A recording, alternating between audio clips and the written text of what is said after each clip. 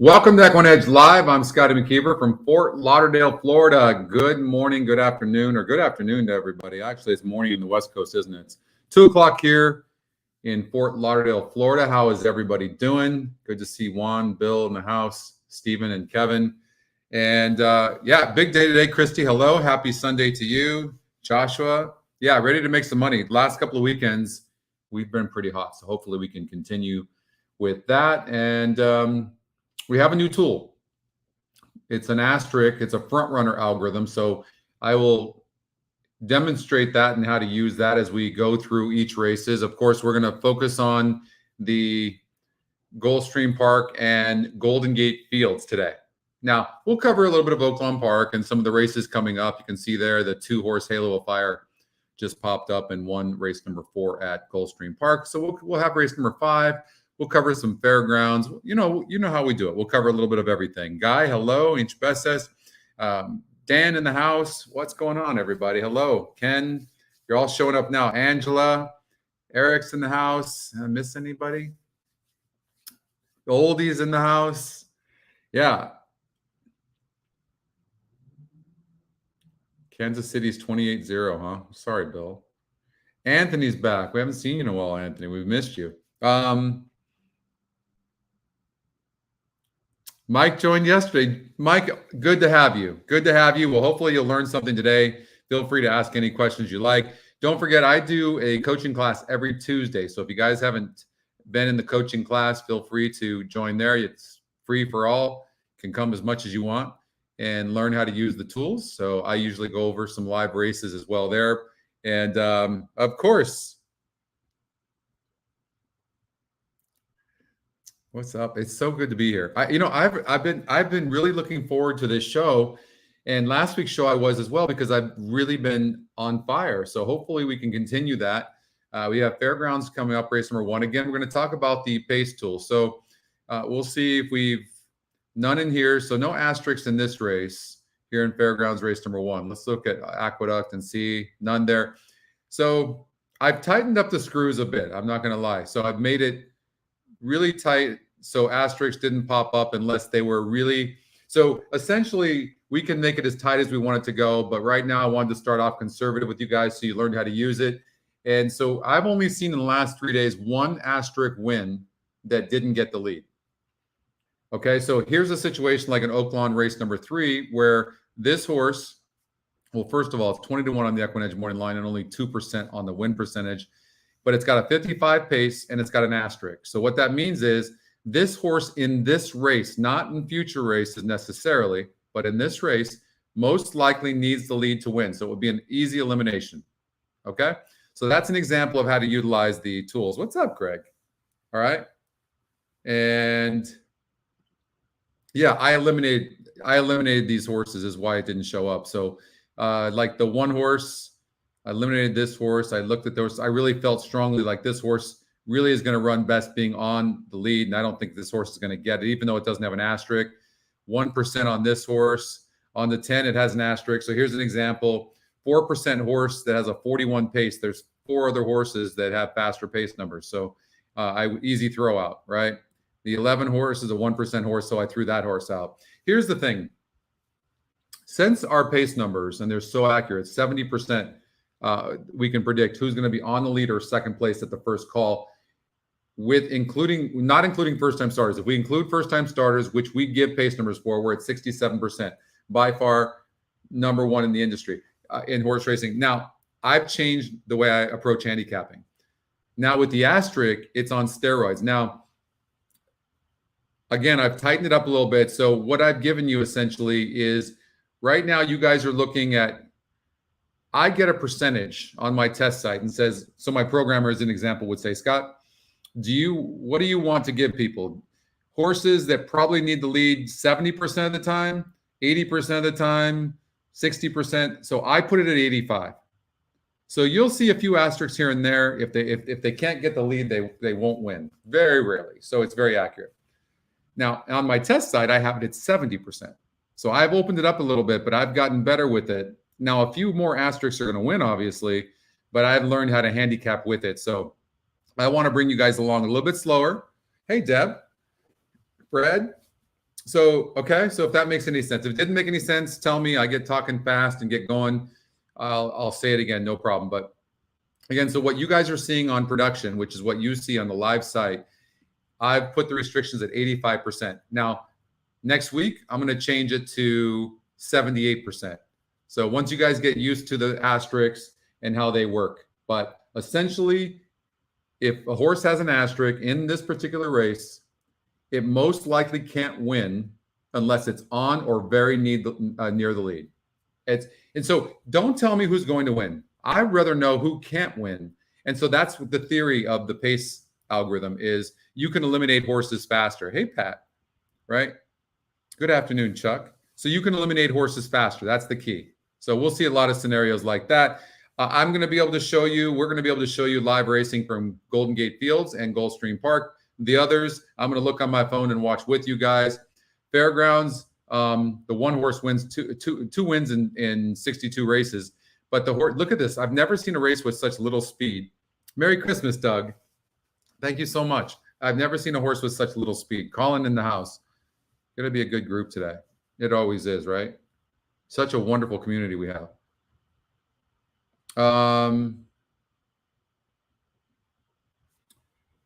So let's see what we can learn here.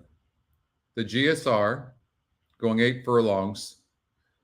No real advantage, except if you look at the one horse we talked about, that 0 for 10 at the surface and distance, we can probably eliminate this horse, but it is going to duel with the 6 horse. But the 6, you might see the 6 horse on the lead, and it's the EquinEdge long shot. So I would definitely think that the 6 horse is a big player. And the other thing is, when you look at the win percentages, there's really no advantage here.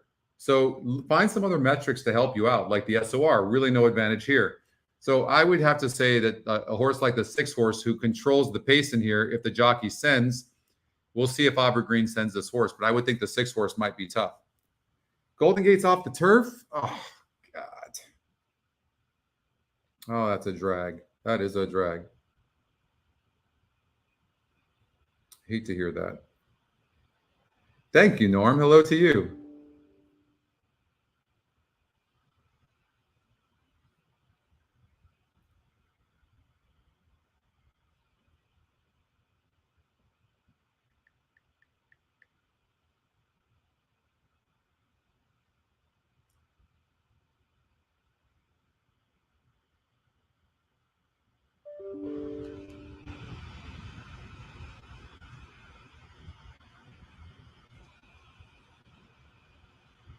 Is second to last. All right, so I'm watching this race with you guys right now. Fairgrounds race number 1.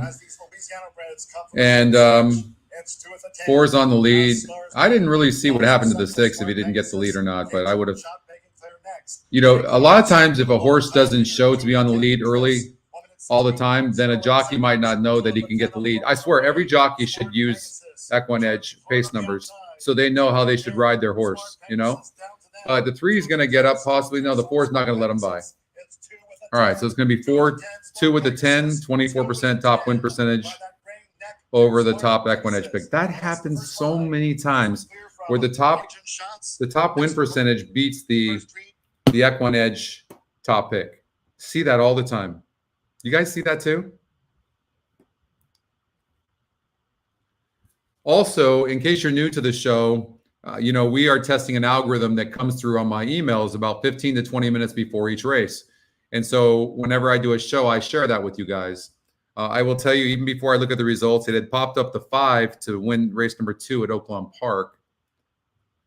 So the 5 won. It's a favorite, but yeah. So the 5 won. Hawthorne race number 1, it popped up the 1. All right, let's see what happened here. All right, no bueno there. Okay.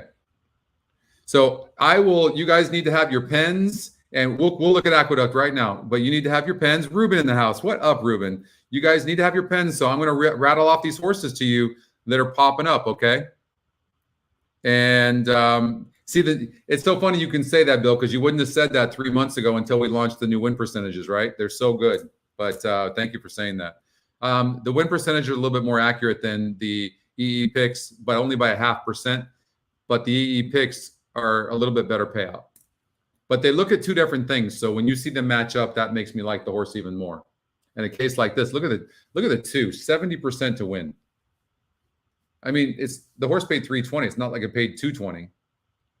So 70% to win. Top EquinEdge pick. 1-2 on the EquinEdge morning line. Oh, is that what it is? Is it a wet track? You pushed Hilda. You did for sure. You don't complain anymore about it, so that's how I know they're good. That's how I know they're good. All right. What's up, Bill? Bill's in the house from Michigan. What's up, Bill? All right. Get my bearings here. We'll get on a rhythm and okay, here you go. Ready? Turfway Park, race number 4. The 6 and the 7 are possible win candidates.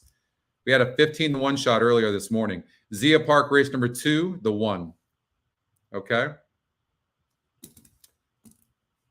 You only get that when I do a show.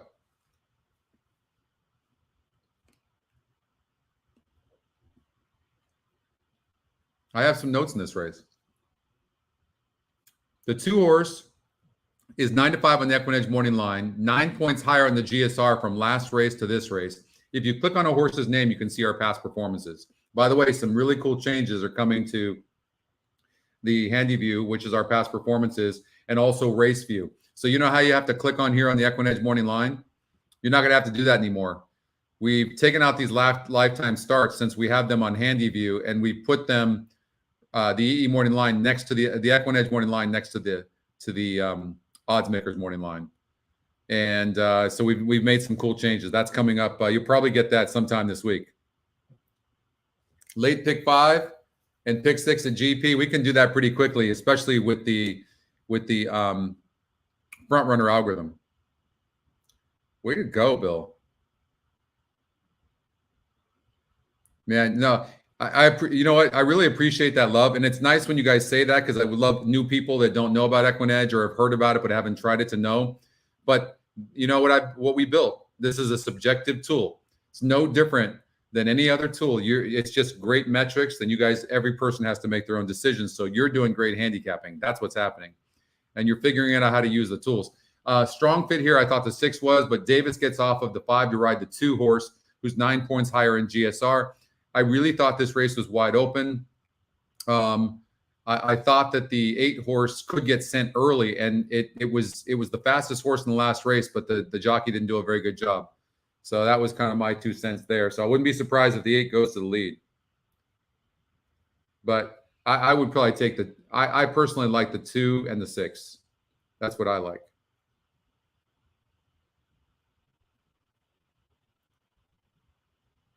They took off, huh?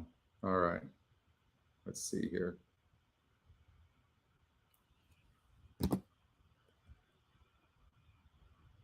They come off the turn and enter the stretch. The half up at 47 seconds.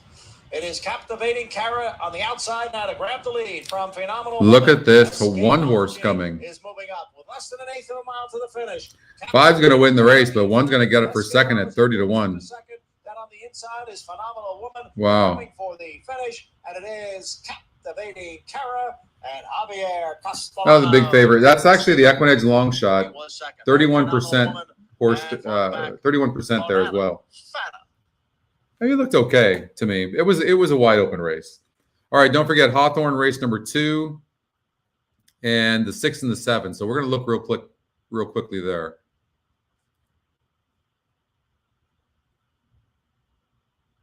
Race.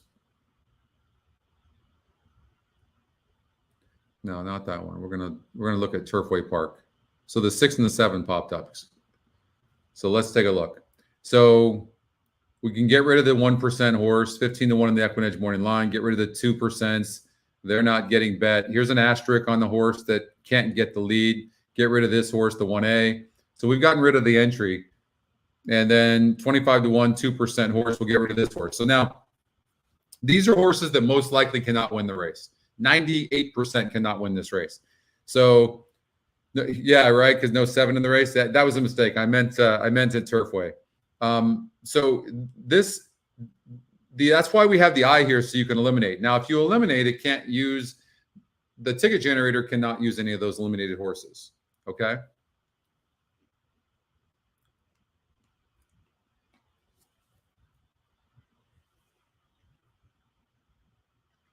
So we'll sort the GSR.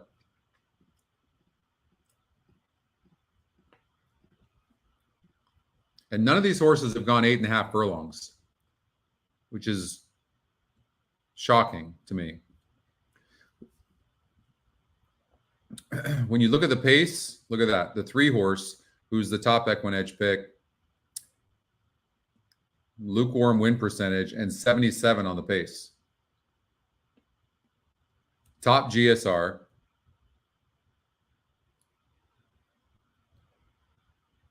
You might want to listen to Juan. Juan's been pretty hot of late.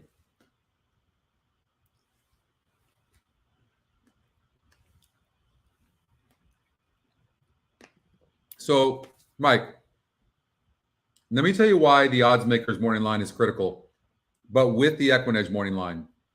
And it's going to be a lot easier to read here in about a week from now. But you see, you can find a horse. I've told this story a ton of times on the show, but it was a horse that's 20-1 on the morning line, the odds makers morning line, 9-2 on the EquinEdge morning line. I put a couple $100 on it at 1. What's up, Kathy? So you can find, and not only that too, if you're playing horizontals, sometimes you'll see a horse that could be 5-2 on the odds makers morning line, but he's 10-1 on ours. And you can eliminate those horses so that you can spread in other races or use other horses in that particular race. So probably our pace number and the EquinEdge morning line, the GSR, those are the favorites. The SOR is extremely popular as well, but so you can look here as we can see, what do we see? Okay, here's an example. The 4-horse, which is the EquinEdge long shot, is 10-1 on the odds makers morning line. It's 18%. So it's got the second top win percentage.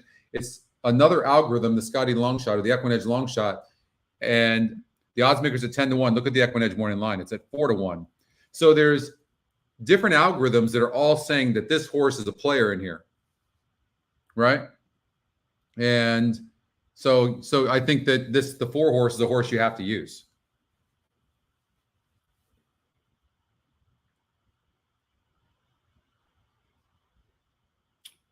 So now, Son of Grace, this horse sure looks dangerous on the lead, doesn't it?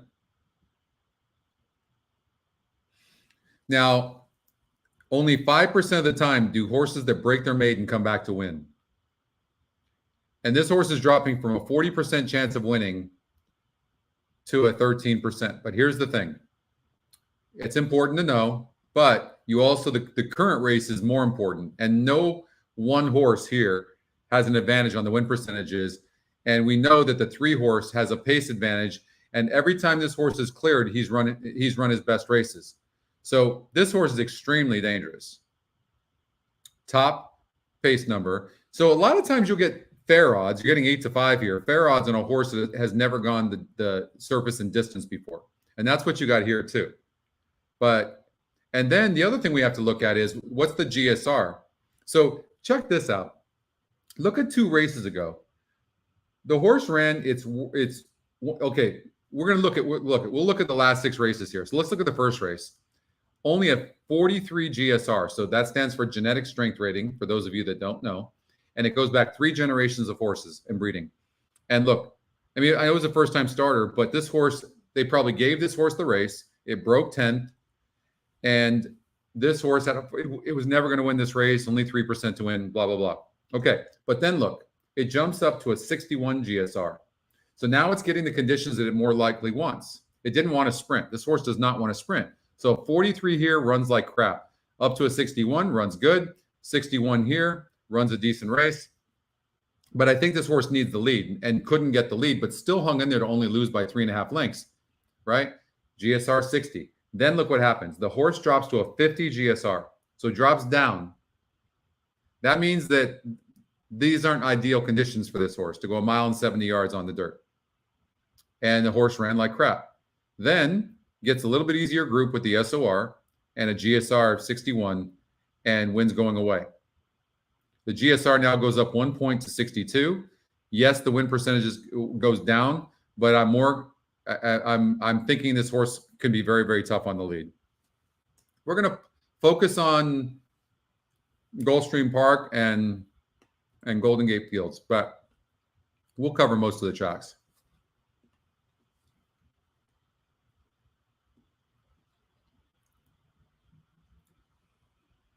So Hawthorne, race number 2, they're at the gate, and but I don't think we don't have anything in there. Okay, no.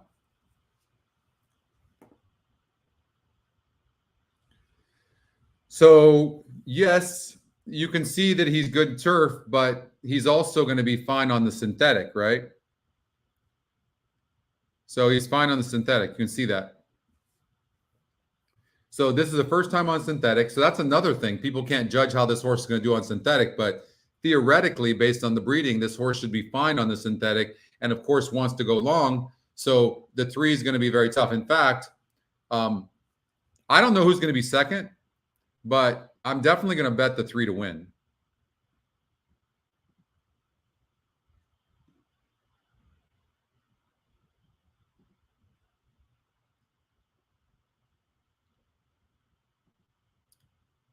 Now, okay, so look, also, that's right, in this race, I forgot that the 6 and the 7 popped up.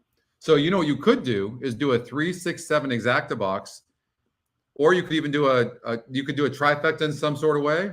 Also, the 4 is an interesting horse as well. We talked about that. The 7 horse popped up on the algorithm. We don't need any time to look how fast we can do the late. We can do this fast. But I'm at Turfway Park. 3, 6, 7, not necessarily in that order, although the 3 is going to be tough going gate to wire. And then watch the 4. Okay, so let's go to, you want to do a pick 6 or a pick 5?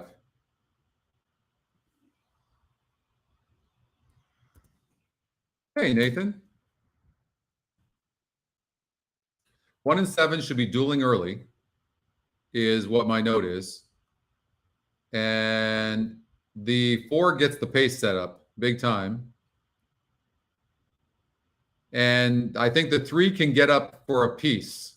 Okay, so for the exotics. But as far as a pick 6 goes, the 6 needs the lead for the best, seems to need the lead for best, the 7 as well. So I don't know, maybe it can clear. The thing is, when you have the 1's pretty fast and needs the lead, the 1 could go gate to wire. And the 9, based on the horse's style, might try to send. So you could get a pace duel up there. And the 10 horse, I don't love the post, but it does get a setup. So I'm thinking the 3, 4, and well, I'm thinking that I would probably do something like this.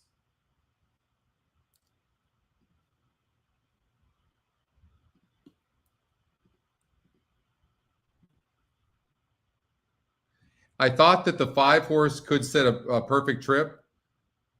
So I thought maybe it would be worth trying to beat these horses who are going to be dueling up front. So maybe try something like this.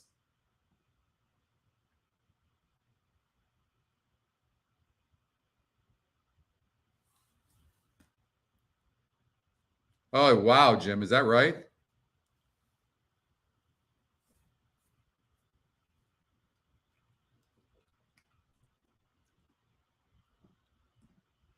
This horse, I have a note, was much best in this race, had issues in this race.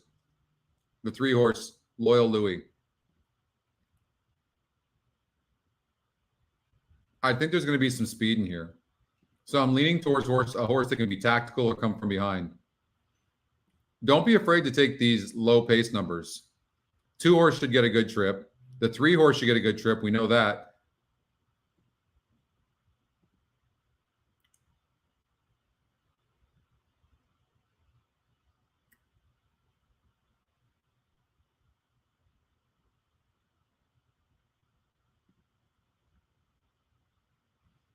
I would probably, you know what? I'd take it. You got to take some risks. So I'm going to say 2, 3.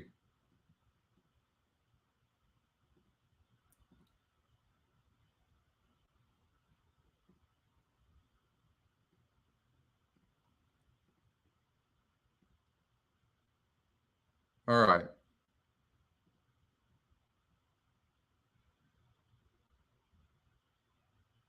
I found this race very, very tough.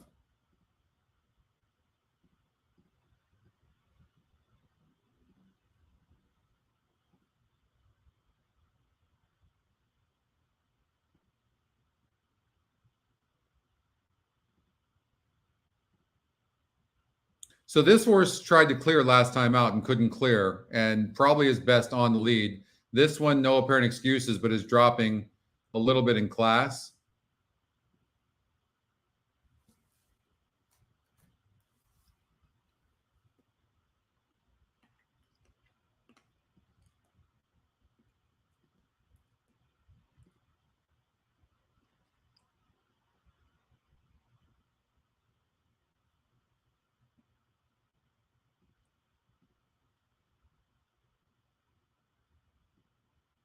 So Jaramillo gets off the 6 to ride the 4. They're going to duel.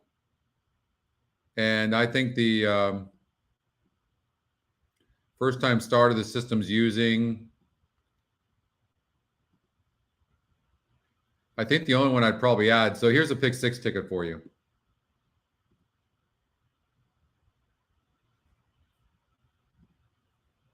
All right, we'll watch that race.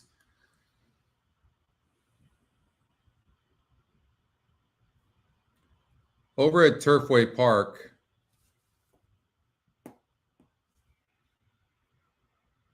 I'm going to do, okay, so there's the ticket, right? There's the pick 6 ticket. Where we got a boom at?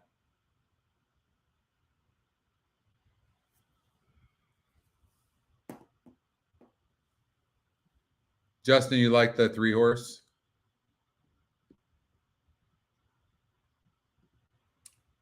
All right, they're almost at the gate. They're on the synthetic.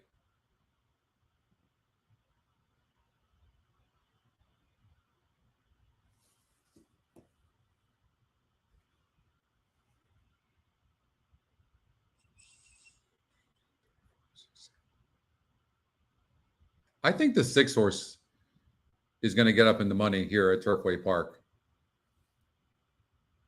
I'm gonna definitely play this though.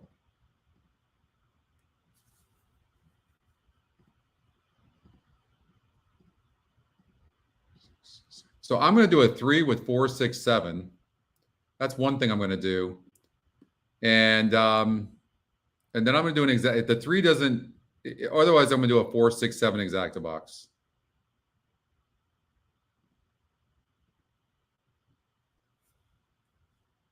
All right.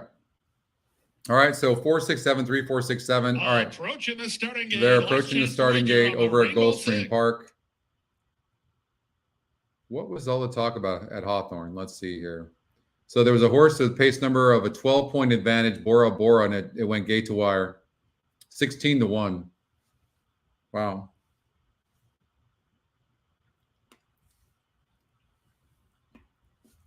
I didn't watch the race live,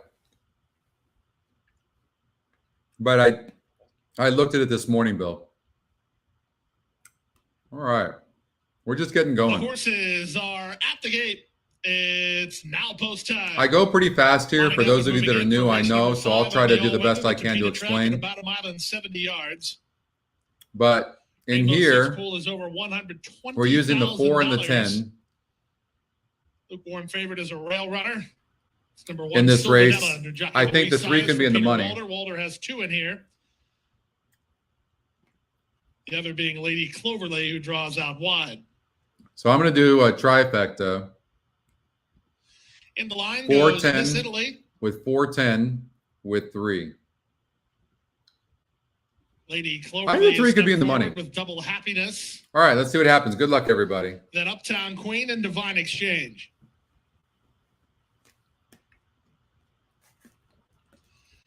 Divine Exchange, Chantel Sutherland riding for trainer Blake Kelly. There's a lot of cheap speed in this race. Run out wide, Uptown Queen. Misael Jaramillo on board to complete the line. All set for race 5 to kick off the Rainbow Six. And they're off. Good start for Destinique, moving at the rail. That's Silvanella on to take over. Silvanella will lead in the run to the first turn. Shadalea comes away in second from between horses. Divine Exchange wrangled back with Lady Cloverly moving 3 wide. 4 wide is Uptown Queen. Then amongst rivals, Destinique moving at the inside and Kaitane. Then back to Double Happiness, third last. Hey, Second Greg. last is Cage running free. The early trailer is Miss Italy. Around the first turn they go. Jockey Luis Saez and Silvanella have the lead by a length. Shadalea is latched on to her second. Divine Exchange is a tugging third. Up to the outside, that's Lady Cloverly with Uptown Queen. Saving ground is Well, we knew Destiny, this horse would be on the toward lead. Inside. A length and a half better than Double Happiness, who travels outside of Kaitane. 2 at the back still remain Cage running free and Miss Italy. Down the backstretch they continue, less than half a mile to race. It's Silvanella in front from the outset. She leads a length and a quarter. Shadalea is second. Divine Exchange is third. Uptown Queen and the red colors on the outside fourth. Up to fifth goes Destinique, then Lady Cloverly. She's dropped back sharply now. Kaitane and Cage running free are next with Double Happiness, and Miss Italy has been last throughout as they round the floor turn. 48 seconds for the opening half mile. Silvanella still finding on the top end. She leads a length and a quarter. Divine Exchange wants to angle to her heels outside an Uptown Queen. Destinique in the imaginary color swings widest of all under Vasquez, and they're at the top of the stretch. 3/4, 112 and 3. Divine Exchange loose and trying to catch Silvanella, who's still in front. 1/8 of a mile to go. Silvanella leads. Divine Exchange All right, continues not to the press start the we issue wanted. on the outside, and Destinique is charging hard. Somebody Destinique's called got that both. 7. Good call. Here's Destinique in time. Destinique wins by a going away length and a quarter from Silvanella. All right, 7 gets the win. Top 2 pace numbers, first and second. You know, the 7 just sat off of them, which was huge. I was cranked up for Golden Gate as well, but now that they're taking it off they took it off the turf, I'm kind of bummed out about that.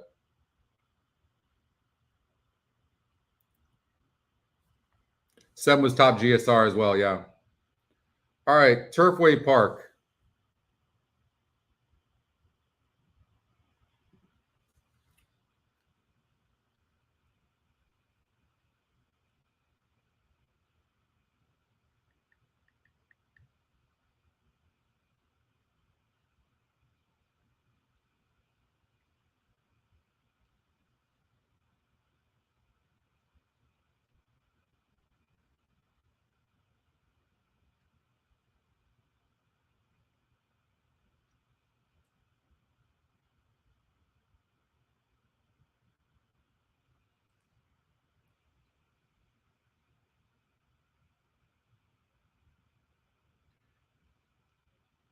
I think that was the 6.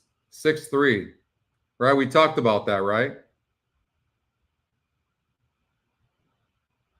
So this one, the 6 horse was one of the horses that we gave. That was one. Get up and it came in. All right.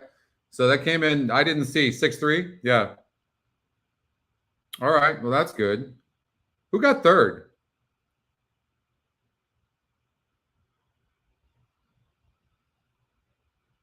Thanks, Anthony.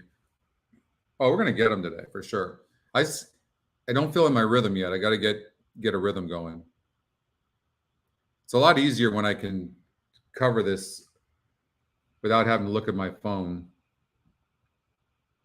The 1 get third. Ooh, who was that on the? Oh, we talked about the 7. Did the 7 get it? Oh, that would be huge, right? Wow. How's that? 637? That's huge. All right. 637. That's exactly what we talked about. How's that? For me, it stinks because I did a trifecta. 3 with 467 with 467 for $100. So that stung for me. But you got, for those of you that boxed it, you got the price. All right, here we go. That's our, these are our first booms. There we go.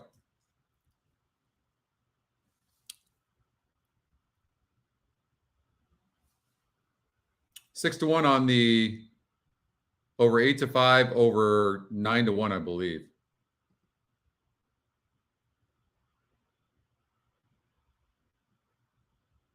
Right on.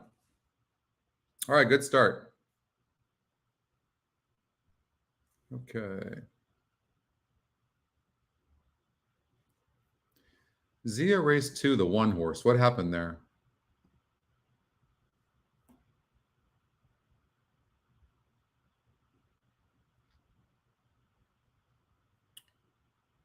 No bueno there.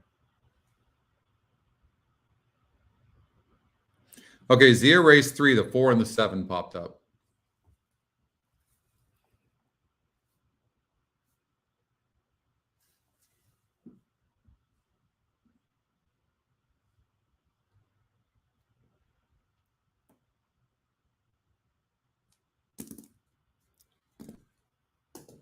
All right, good start. Got these booms going. Fairgrounds race number 2.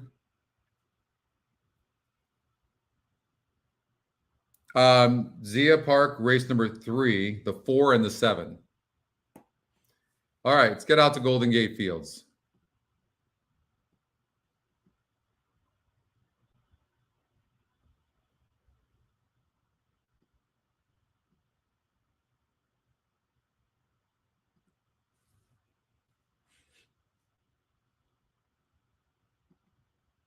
You got it. No problem, Dan. My pleasure. All right, Golden Gate. Oldie, you had said there was a horse you liked at Golden Gate. I didn't really address it because Golden Gate was a while before it was coming up. Let me know what that was. The 5 horse at Golden Gate race 1. Top pace, huge SOR, top win percentage, everything. Okay. So the 5 horse. So this one, the one Oldie's talking about.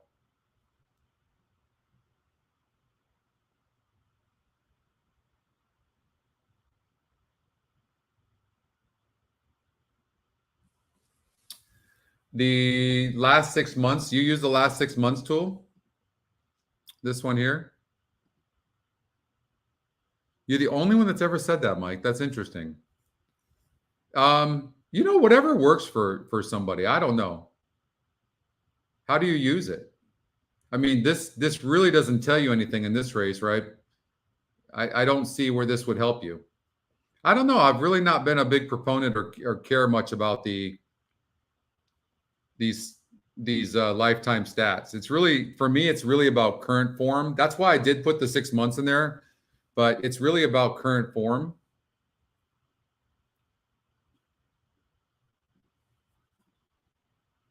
You should always look at the changes. Blinkers are off for the first time of the 8 horse. So they're trying something. Well, it was only raced 1 time. So broke 7th from the rail, gets off the rail, EquinEdge long shot. And so maybe the 8's a horse that you're going to have to watch out for. So let's check out a pick 5. All right.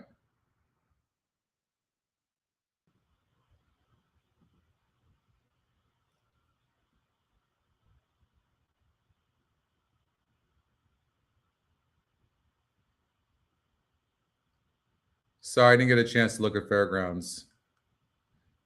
All right, so the 5 horse, I mean, this horse really does look tough going gate to wire. 7-2 right now.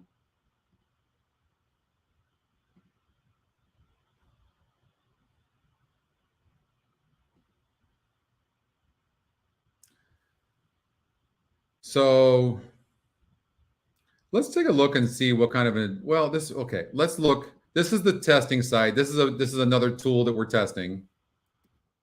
You guys, many of you have seen this already. So I'm just going to look at what we call the HandyView Plus. It's a link feature. It's similar to the Formulator product, which is a great product. We're going to look at the last race of this horse and see what happened. Horse had an easy lead, was 5-2, didn't win the race. So what we're going to do is we're going to click on it and see. And so this horse had a 68 pace. So it had a big advantage over the rest of them. And it lost to a horse that was 10% to win and hadn't really done anything. So that would make me a little bit nervous about that horse holding a little bit. I mean, it can definitely win, so I don't want to throw anybody off, but I'm calling it as I'm seeing it.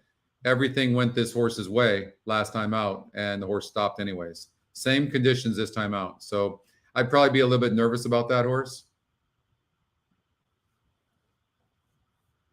Yeah. Trifecta paid $187. Wow. Nice. Way to go.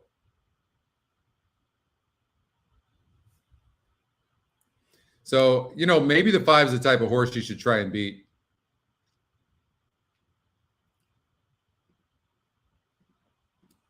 You know, what about the 8? The EquinEdge long shot.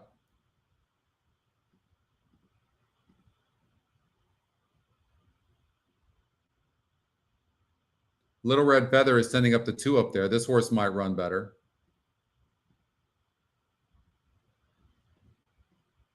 Eight's getting bet. And of course, the 1 is really getting bet right now.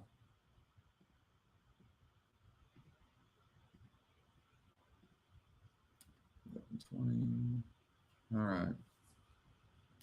I think we have to spread in this race. I really do.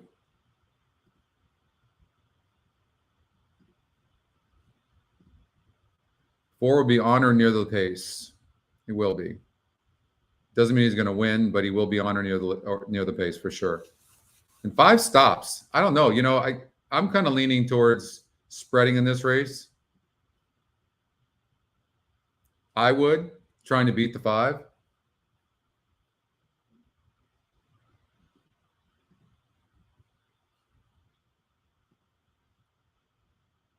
And then race number 2.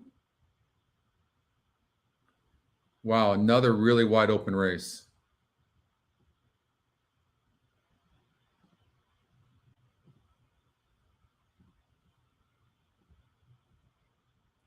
So I would probably definitely not singling a horse in here.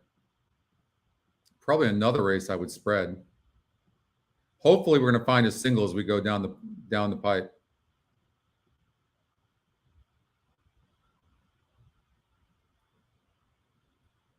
So I prefer the 2, 4, 5 for the win, is what I've got here. All right. That helps that I handicapped that already. All right. So now we're going to regenerate.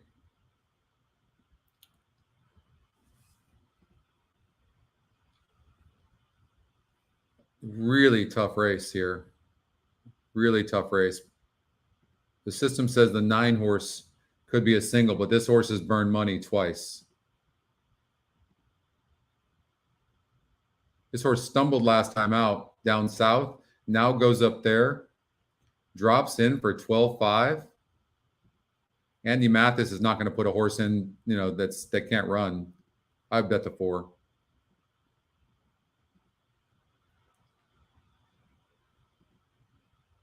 And what a wide open race this is, but the system says maybe the 4 horse. But he's dropping from 32%. Maybe Andy Mathis back-to-back races, right? Wins, right? And this horse is 5-1 in the EquinEdge morning line. I mean, it's a $63 ticket. It's worth a chance. I'd probably do something like that. You could make this smaller. What we could do is get rid of favorites. Let's see how much time we have.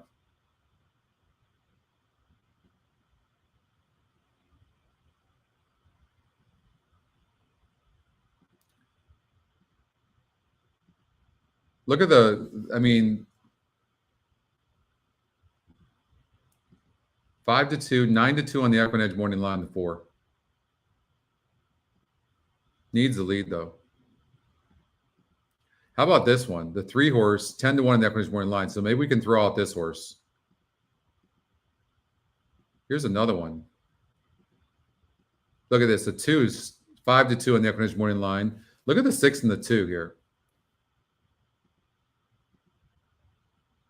I'd probably do that. So if we eliminate some of these horses in here, okay, this horse was just scratched. That helps us.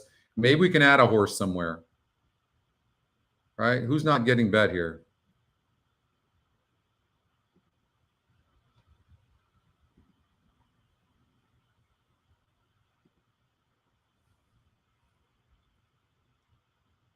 Okay.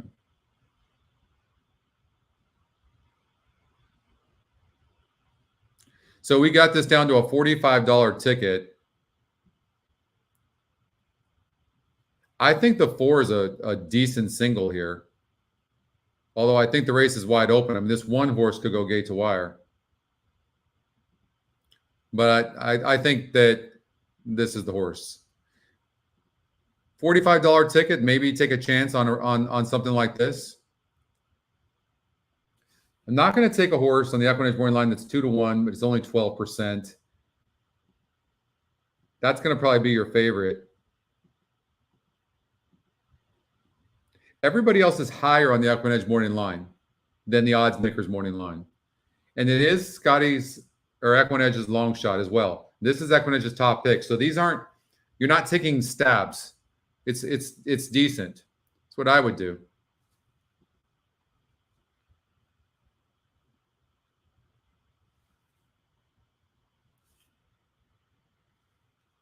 All right, let's get out to the opener from Golden Gate. Common Cause, and to the outside, Silent Bullet to round out the field. See if we can beat this 5 horse. We're ready. The 5 can't afford to even make a mistake as the big favorite. Can't even afford to make a mistake.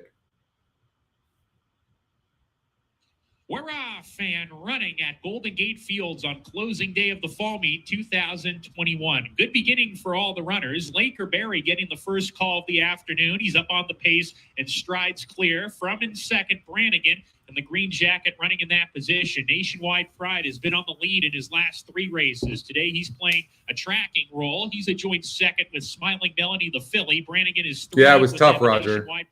But maybe we found a single or 2 at the end. We'll see what happens. Smiling Melanie, Brannigan coming up to apply pressure on the Aqueduct race 7. Come back in the group to Norwester in the blue jacket. In midfield, racing with Common Cause.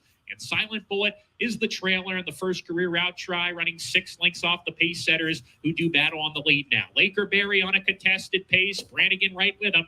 And those two are still together as they approach the half-mile marker. 1.5 lengths to Smiling Melanie down on the fence 3rd. Nationwide Pride still outside of that filly. Then comes Norwester, a clear 5th into the forward turn. Common Cause loses a little bit of ground, is under pressure now. And Silent Bullet is joining him from the inside. Still has 5 or 6 to make up as they round the forward turn. Laker Berry, Brannigan, head and head on the lead together. And Brannigan is now sticking his green blinkers in front. Brannigan takes over. Here comes the 3. Berry retreats to second. Nationwide Pride in an all-out drive right now. Smiling Melody waits for racing room, has some run, tries to get through between horses in a little bit of a tight spot. Smiling Melody. 3's lugging in, unfortunately, or else he'd probably win this race. Nationwide Pride takes over. Nationwide Pride sticks his head in front. Smiling Melody tries to get through on the rail. She's had a bad trip. Nationwide Get up, 3. the lead. Norwester is trying to come on. Brannigan fighting for a minor award, but Nationwide Pride gets it. Nationwide 5-3. Pride wins the opener. Norwester's I hate to cover so many horses and get a favorite like that, but favorite wins the race.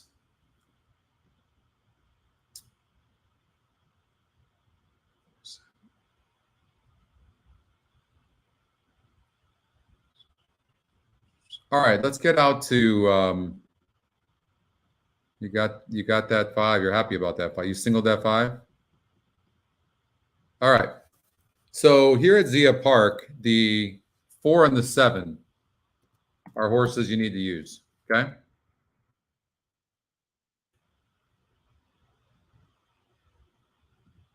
Quarter horse race going 300 yards, and the pace number is just tremendous with these. So look at this. You've got a horse that's, I don't know how, this horse is 2-1 in the EquinEdge morning line. It's 14-1 right now. Also in the EquinEdge top pick or second top pick. So why is horses 14-1? I have no idea. All right, as long as you guys like that. 2 horse 41-1. Dropping in class though. From a maiden special weight to 20,000 claiming. Not getting bet at all. The GSR 7-3.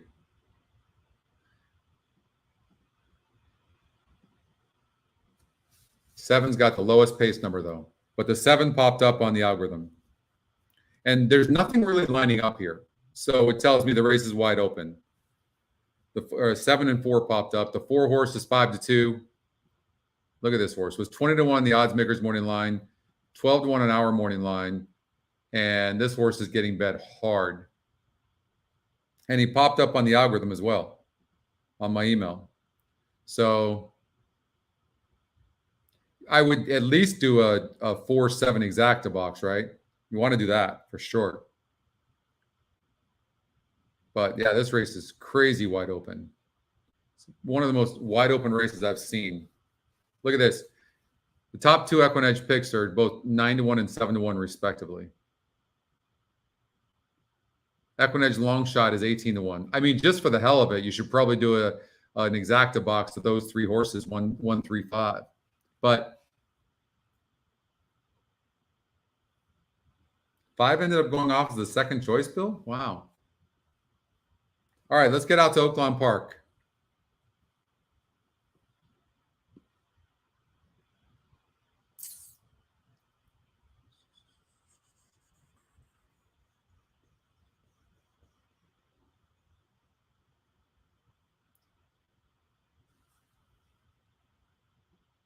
So we've got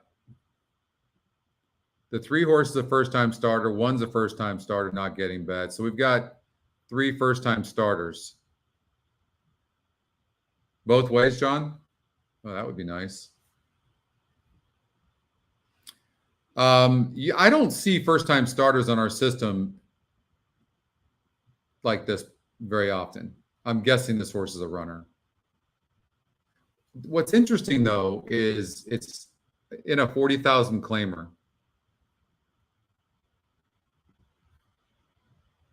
Four horse can't beat me, Mike. Let's see.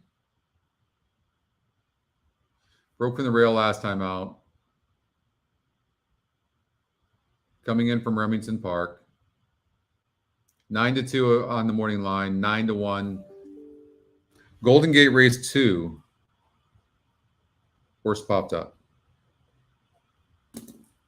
We'll look at that.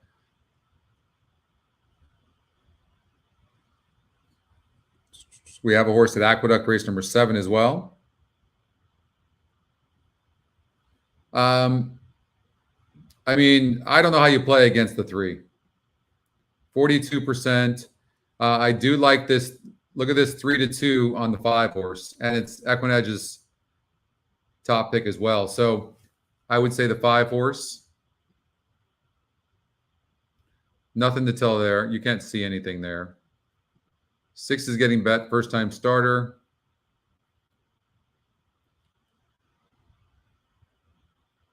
This horse has some very nice works.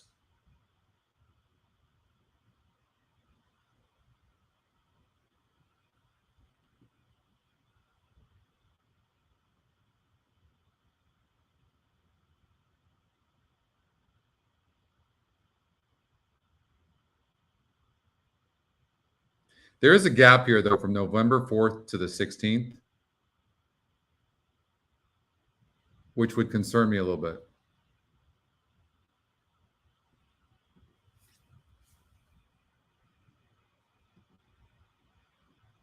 Look at this horse. As a first-time starter, it was 41% chance of winning for Steve Asmussen. Look at this. And the horse was in a maiden special weight over at Delta Downs. Now it's here. And he's got this 3 horse here, lead off as well. Santana, who's his normal rider, is aboard. Kathy says use the 1. When you have first-time starters or second-time, well, there's a second-time starter who broke bad. This could be the money run here. Was it Woodbine? Comes here to Oaklawn Park. It's interesting. Very interesting. New trainer Norm McKnight was claimed for $15,000. Blinkers are taken off and is here. And it's the EquinEdge long shot, and the horse is 4-1 right now. That's an interesting. This is a wide open race. I wouldn't even know where to steer you in this race, honestly. There's no way I could have a conviction in this race.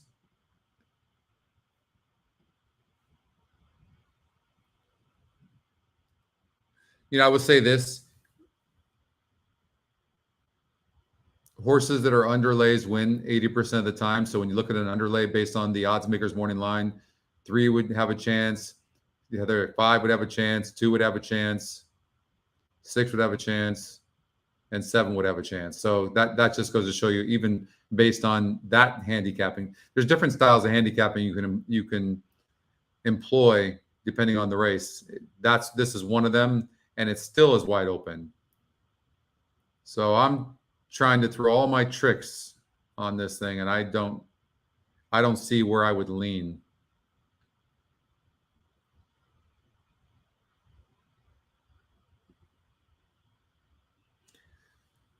This horse really tries, but man, this horse has burned so much money.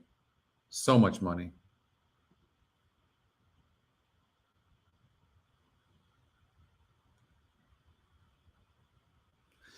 Excuse me. The jockey trainer combination on the 6 horse is 0 for 11. So I might pass on that horse.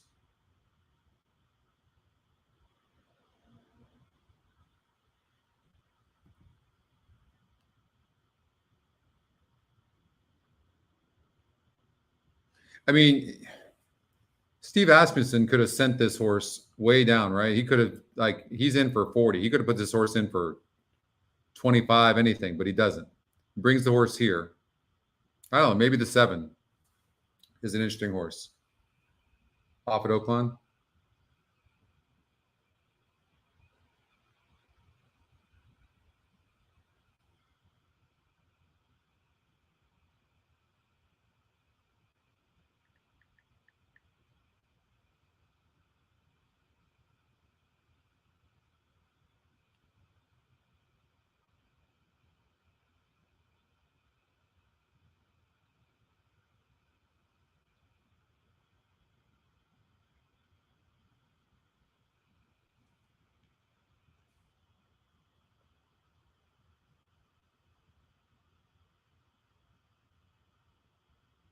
Six, 5, 4.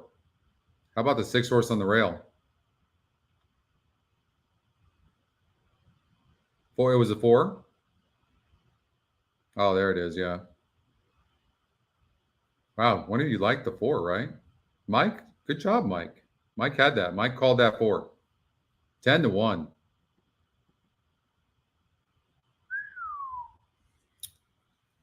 Some tough races right now. All right, the Zia race number 3. We have the 4 and the 7, right? So I got to watch that.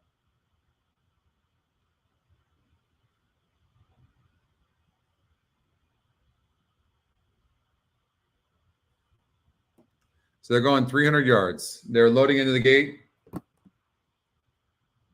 Let's get the 4 and either one. Oh, somebody's getting scratched.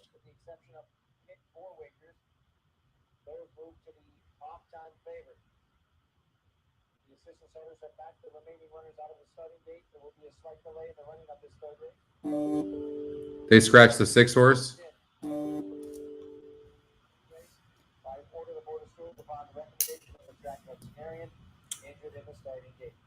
All right, somebody was injured in the starting gate. 6 horse late scratch. All right.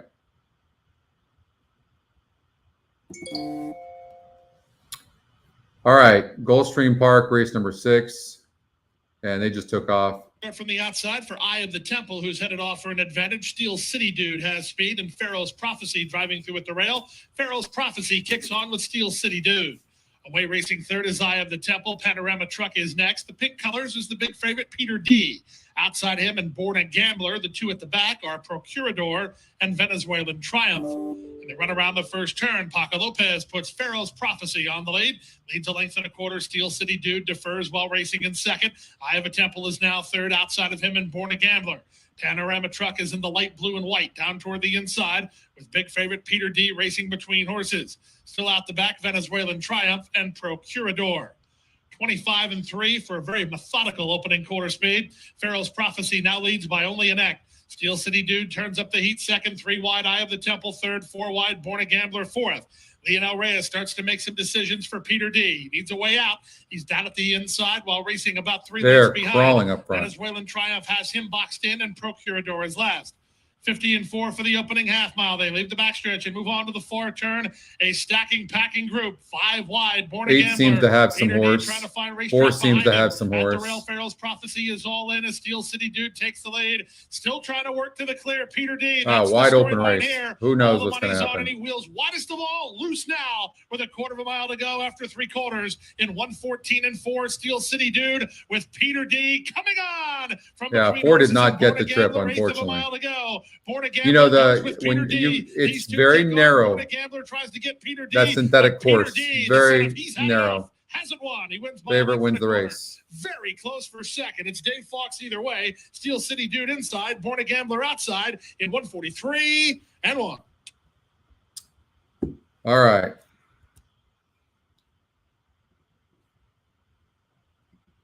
It's post time as the horses are once again loading into the starting gate. Rechecking the odds. 2-1 on 10 Ripcord and 1 Shabuko 10 Jr. All right, we got Los Alamitos. It's just they have these tracks. They're just these races are coming right on top of each other right now. All right, so Zia Park, they're loading into the gate. It's a 350-yard race. What's going on, Jonathan? Welcome. The 9, Chuck? Race 9. And you have the 13 at Aqueduct. You got it. All right, let's get this 4 and 7 home over at Zia.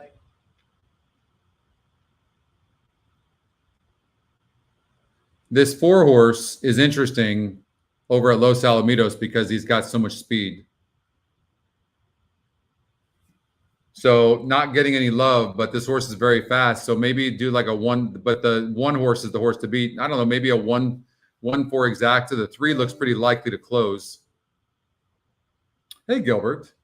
Going good. We're just kind of getting going. A lot of tracks coming up on top of each other. So it's a little bit more difficult to manage. 4 broke bad.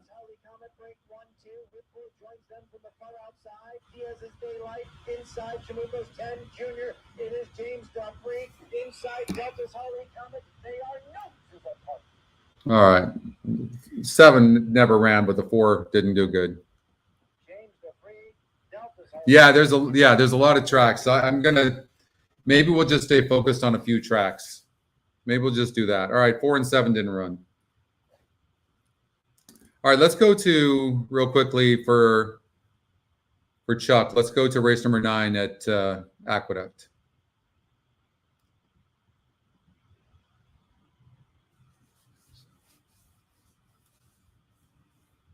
And you've got the 13.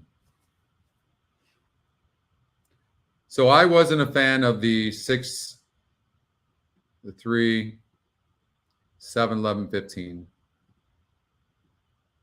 So I left your 13 Jack Stream in there. This is what I had.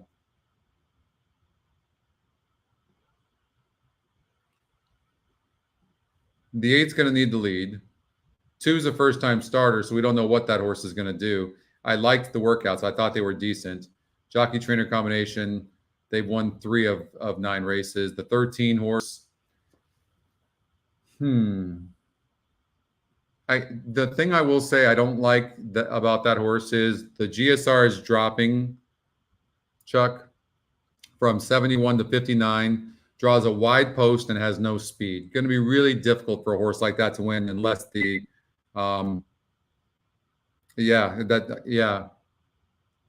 that's brutal. So I mean, it's 4-1 on the EquinEdge morning line, second EquinEdge pick, but it's got 0 speed and a wide post. And there's so many horses in the race, it's going to have to navigate through that. Could end up really wide. It's going to close. Will it be in time? It wouldn't. I know it probably wouldn't be one of my favorites.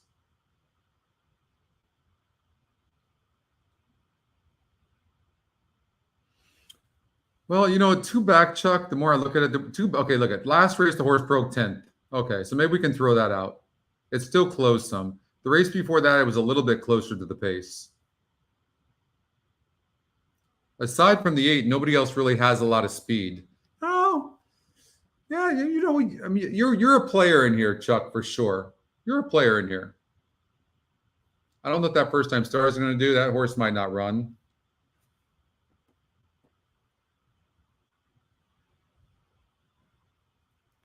All right.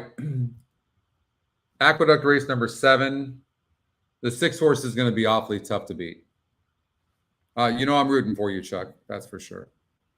All right. So the 2's fast. The 5 is fast. It looks like these 2 need the lead. And my Lexi girl.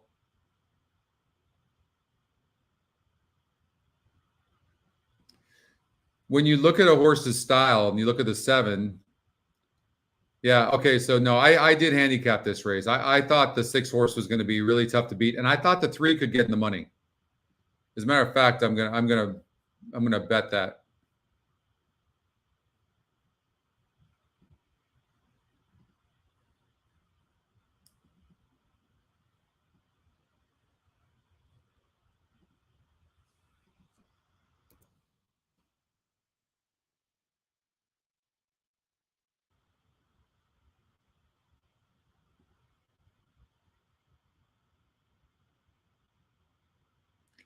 So let me bet this first. Hold on here. So Aqueduct. And then we're gonna go to Golden Gate. So I would do an exacta 6-3. You might even want to do a cover bet 3-6, and then you could do. I didn't like the 1 and 9. Well, I definitely don't like the 2, and I think the 5 is going to stop as well. So then you could do a 6 with 4, 7, 8 with 3.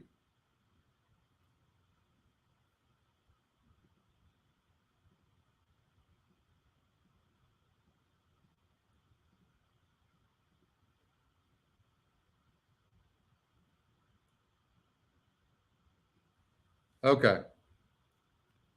They're on the track over at Golden Gate Fields. So I am having some internet issues, guys, too. So it's making it a little bit more difficult for me as well. And we have all these tracks coming up, and then I'm trying to figure out which ones we should cover and how we should focus on this. So bear with me. Usually we don't have this issue. It can be a good problem to have, but then you want to go to all these tracks. But let's stay with Aqueduct race number 7. Watch this race, and then we'll go to Golden Gate race number 2. Okay, let's do that.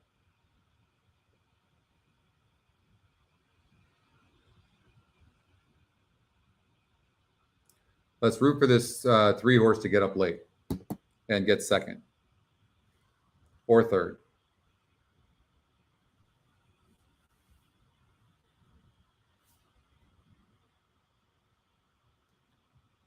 Mike likes the 8.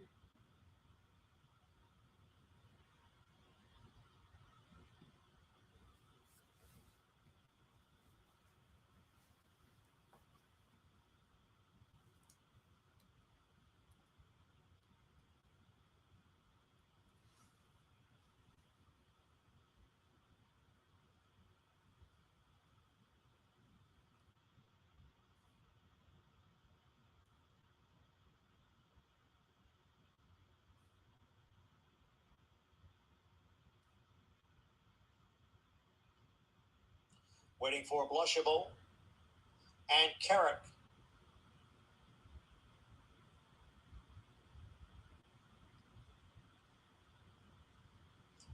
They're all in.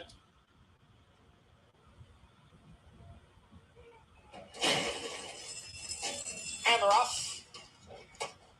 It is a cadeau de pay. My Girl Lexi now moves up. There goes Matula to challenge. And the gray Patty's Princess as the field races up the chute.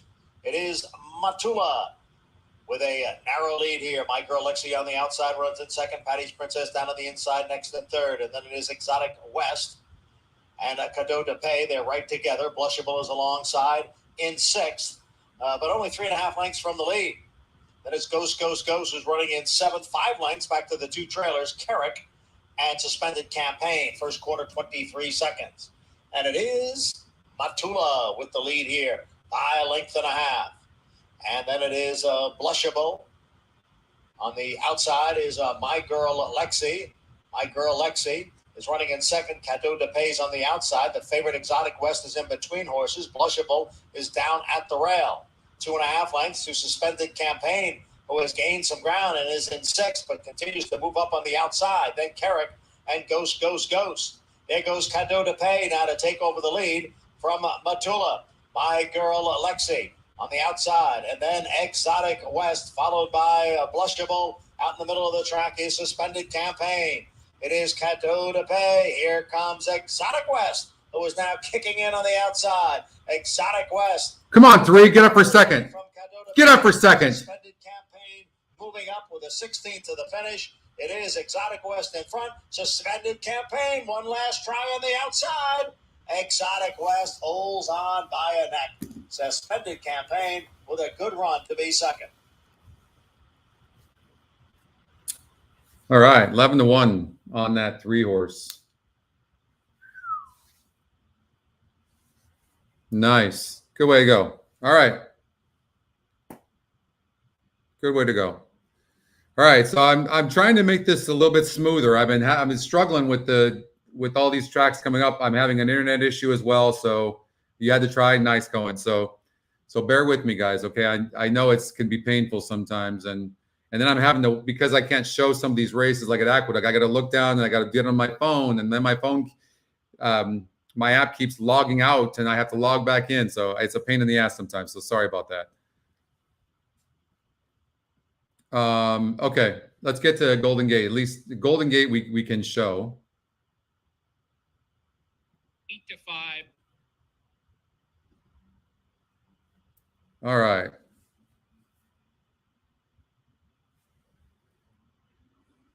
So, okay.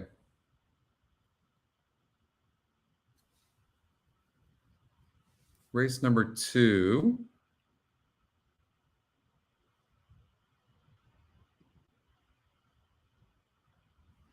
So I remember this race. I did look at it briefly this morning, and it's a really rough race. You know, when look at this 2 horse though. What's interesting is you got the 2 and the 6, who are 9-1 and 11-1 respectively, and they're 5-2 on the EquinEdge morning line. Like, I just think people are having a hard time in this race. 6 Exotic West was first. Number 3 Suspended Campaign second. Number 7 My Girl Lexi was third. Thank you, Kathy. Thank you very much. Okay, so I'm gonna, I don't think I'm gonna push you on anything in this race. It'll be a last-minute decision. I'm just gonna look at this. I think whenever I see a situation like this, I like to take a closer. I would probably guess the top win percentage, the 1 horse is going to be in the money. I would imagine the 1 will be first or second. So you could do something like bet on the win, a win on the 1, and then maybe do an exact 2, 4, 5, 6 with 1, something like that. That's what I would do. But I think I'm leaning towards the 1 at 7-2.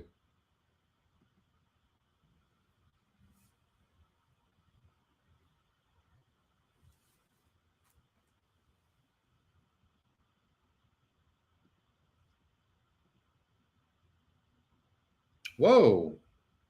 I did not expect that. That's a nice payout. $20 exacta. Wow, $10,000, $10,600. That try. What that try pay? What did that try pay? Holy hell.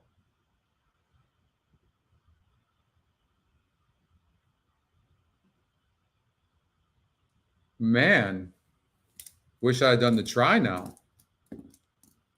The 1. I like the 1 to be first or second. Other than that, I have no idea.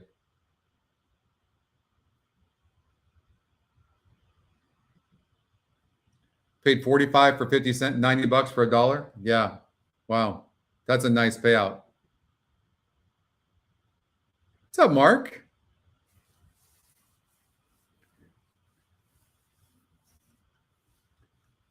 I mean, it's a top win percentage. It just doesn't seem like any of these are really that reliable in comparison to this horse. I think this horse is going to finish and sit and save ground on the inside. And there's not a lot of speed, so the horse doesn't have to be that far back. That's all I got. And the red light is flashing on the starting gate at Golden Gate Fields. The runners have made their way to the gate for race 2.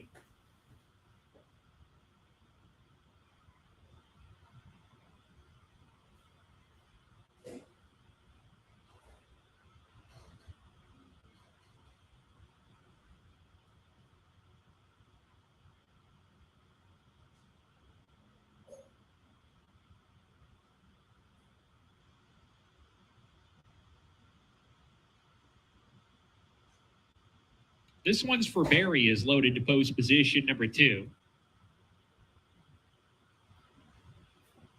Tommy Special, post position 3. Senora Sermon about to take his spot.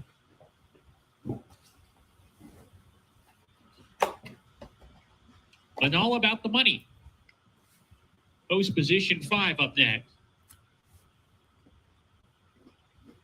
And All About the Money goes in, 2 back. Prince Cinderella to the outside post and to the rail, Handsome Hussar.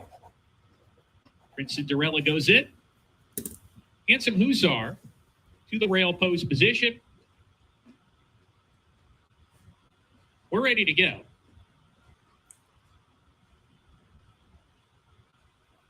And Lara. Prince Cinderella left right at the start, but he's trying to make up ground after that. He'll play a tracking role early, but All About the Money had no problems coming out of the gate. He's up on the pace, tries to clear off, does so successfully, gets over to the rail, but All About the Money, everything his own way on the lead, and scampers 2 lengths ahead of Prince Cinderella, and this one's for Barry together. Tommy Special on a hold off that pair. He's running in 4th, a length and a half in front of Senora Sermon, and Handsome Hussar is trailing. And the first leg of the early pick 4, and All About the Money, is first, entering the 4-turn run, has taken command of things with 3 furlongs to go, still ahead by 3/4 of a length. This one's for Barry, shake it up, tries to eat up the leading margin as they round the 4th turn. On the outside, Prince Cinderella 3rd, now sent along. Tommy Special has come off the bridle under pressure towards the back of the pack with Senora Sermon and Handsome Hussar. But when All About the Money, it appears it's his race to lose now. He puts 3 lengths on this one's for Barry, making a 4-length lead from an All About the Money, who has given this field the slip. All About the Money will get the money today, and he's gone on to score by 5, coming home strongly. He got everything his own way on the lead, and that was that. But All About the Money won it comfortably. This one's for Barry. 5-2-6. Prince Cinderella holds 3rd. Nothing too exciting there. I'm not sure, Steve. Oh, no. I'm going to be in Spain, Stephen. So, but we're going to be doing some golden hour shows. They did reach out, and they want us to do some golden hours. So that's going to be great. But I think I get back on the 7th of January from Spain. So I won't be doing a show for probably I think 2 or 3 weeks. But after that, we're going to do a lot of golden hour shows. So excited about that. I was really happy that they reached out.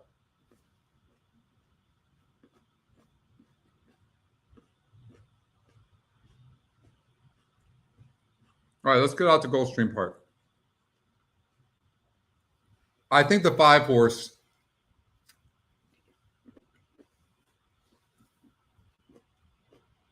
the 1, 7, and 8 are fast.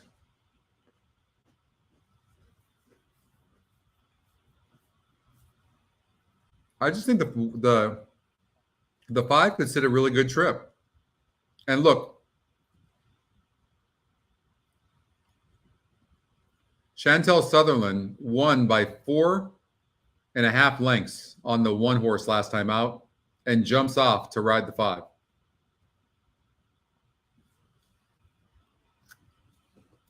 I'm not sure. what Justin and Brady are doing for shows.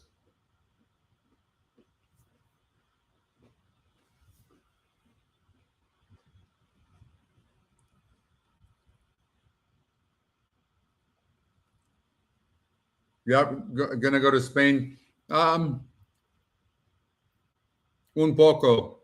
And like my Spanish, I'm learning. I'm getting better with my Spanish. I understand a lot more. I'm a little afraid to speak it because I think I sound horrible, but I'm getting better with my Spanish.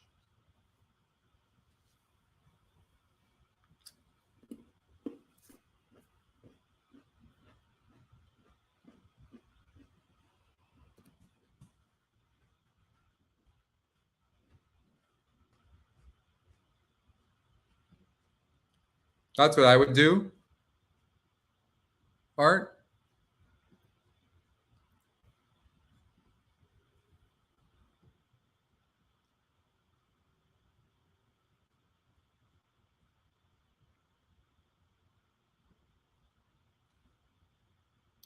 For pleasure.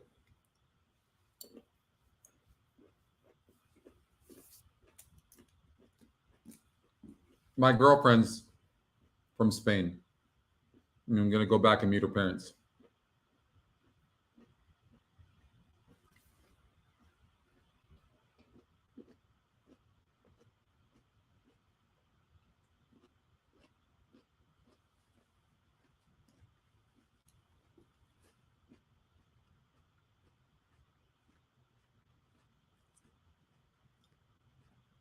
We're going to Galicia and then Madrid. Oh, you did? How was that, James?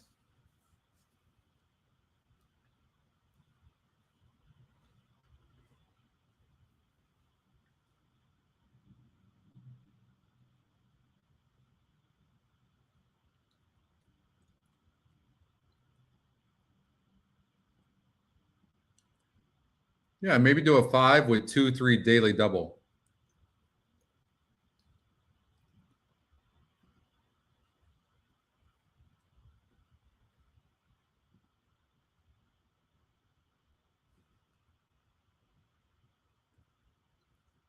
All right, what's the best way to bet this?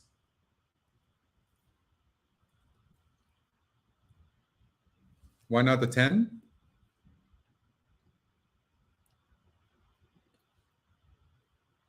Its best races are on the lead, and it's not getting the lead. That's why. If anything, it helps to push the pace up front with the 1, 7, and 8. I don't see it winning. That's why I like the 5.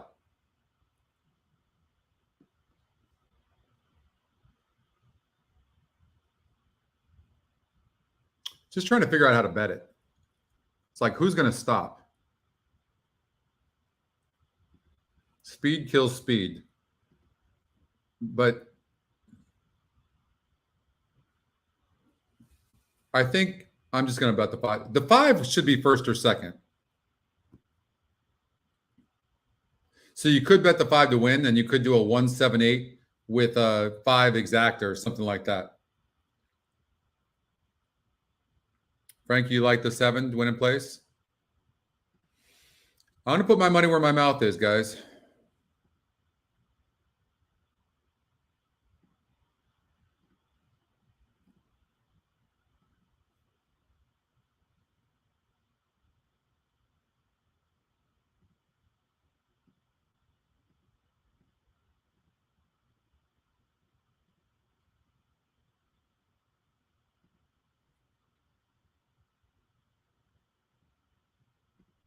See, what can happen in a race like this? Here's what can happen is you could have one jockey that's extremely aggressive that just sends, and then speed kills speed.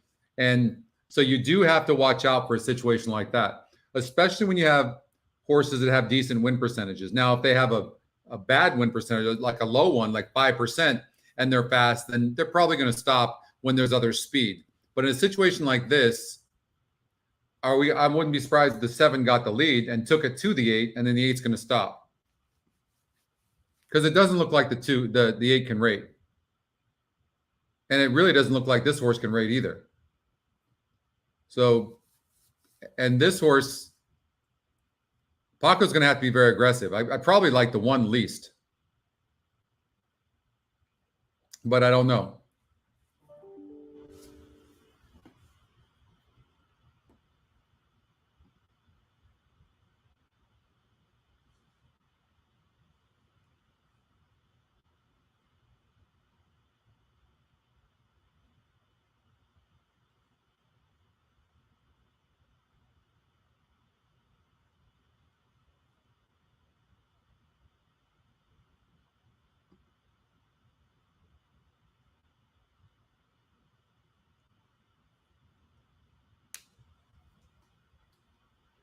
Turfway Park, race number 6, the 10 popped up.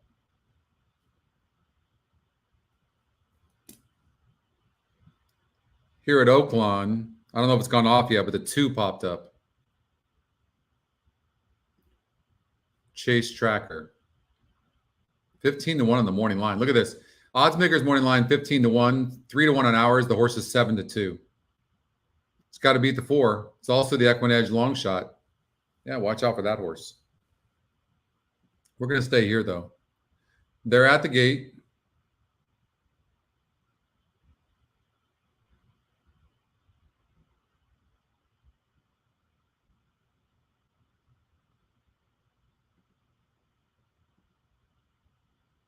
And let's see if the speed develops and the 5 can win this race. The horses 5 to 2. are at the gate.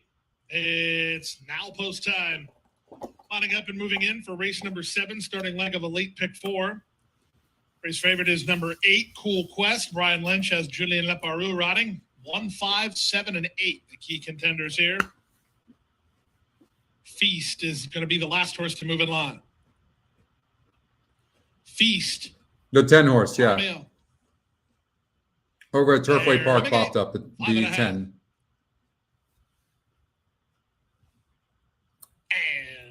they're off. Good start for Cool Quest, who heads off to the advantage, picking up pennies, tries to challenge at the rail. Push twice one, too push. many. On the far outside, it's Feast, and Casalsa is second last, while only 2 behind. The early trailer is front-loaded. It was a step slower than the others to get going. The speed is on up front. Picking up pennies on the inside, Cool Quest on the outside. Their heads apart. Twice too many, looks to angle for racing room with Feast on his outside. 2.5 to Casalsa and front-loaded Wow. at the back. 5's Less coming. than 3/8 of a mile to run. Cool Quest has the lead. Up the rail, picking up pennies into the clear. Twice too many. 4 back to Feast, who begins to drop back. Trying to rally from the back is front-loaded. Casalsas has been count-out kicked with a 1/4 mile remaining. Cool Quest comes away with the lead toward the outside. Twice too many. Toward the rail, it's picking up pennies. Picking up pennies drops anchor. So now Cool Quest has 1 to fight off. It's Twice Too Many, who looms up alongside second, 1/8 of a mile to go. Cool Quest, he's got a kick and he still leads. Twice Too Many is trying to get on terms, but he can't get by. Cool Quest, who will win it? Cool Quest and Leparoux, 3 parts of a length. Second, Twice Too Many. Front-loaded is up third. Fourth is picking up pennies. Well, 102 and 3. 5 got third.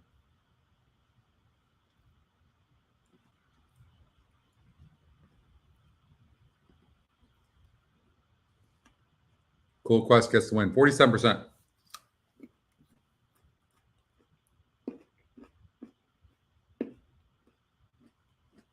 Oaklawn 10.498.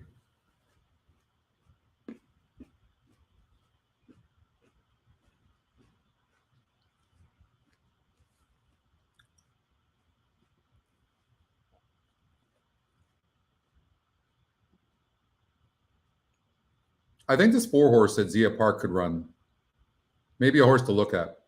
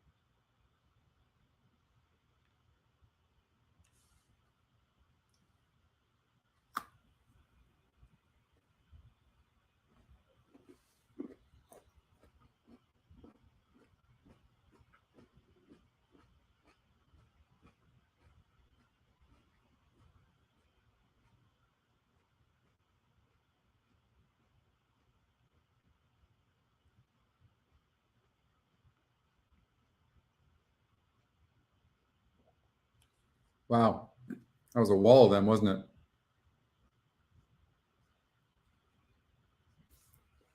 All right, Turfway Park, the 10 horse.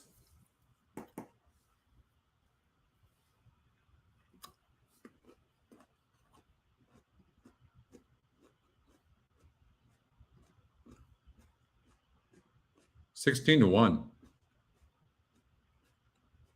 This one's going to need to lead. 3%, not getting bet, not getting bet.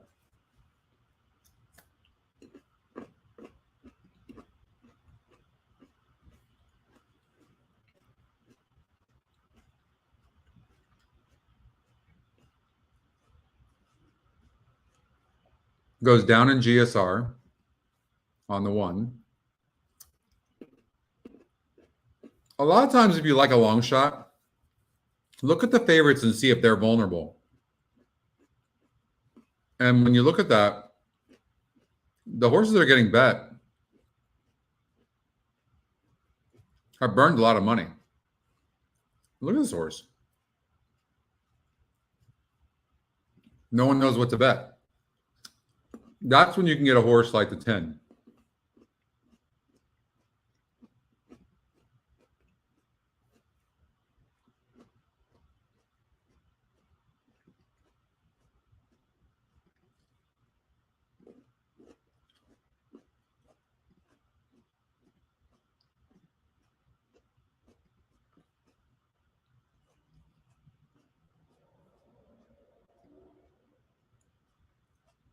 One, 2, 3, 4, 5, 11.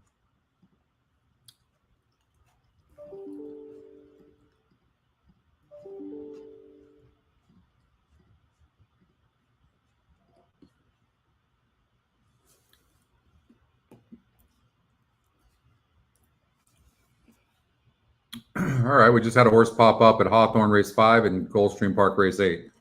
All right, so I'm going to watch this Turfway Park race and root for the 10 right now.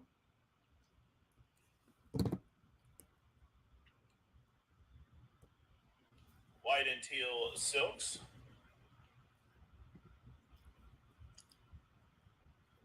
Weather Prayer. Alejandro Gonzalez moving into line.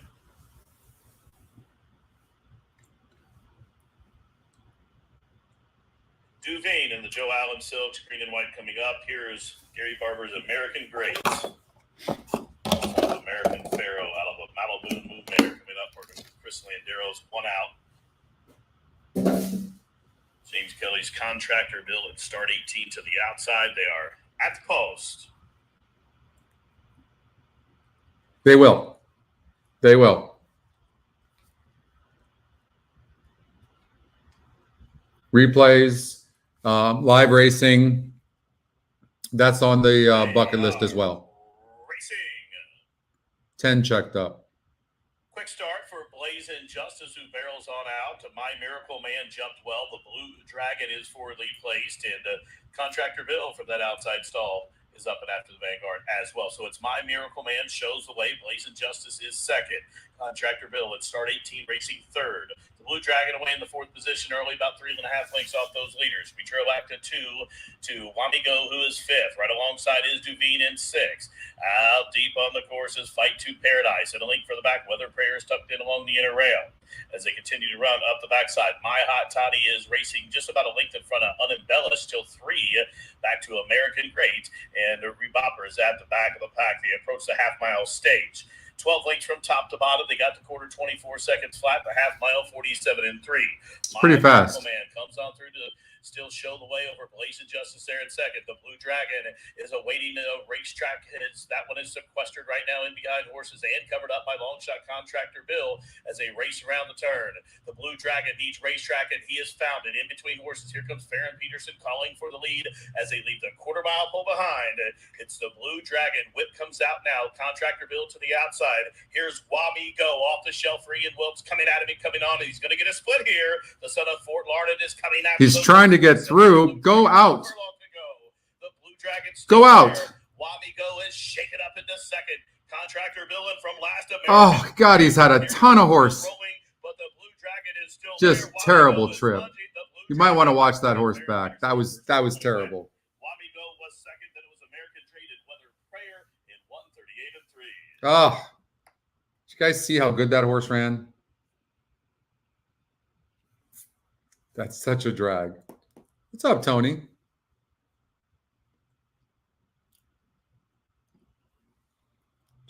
Terrible traffic trip.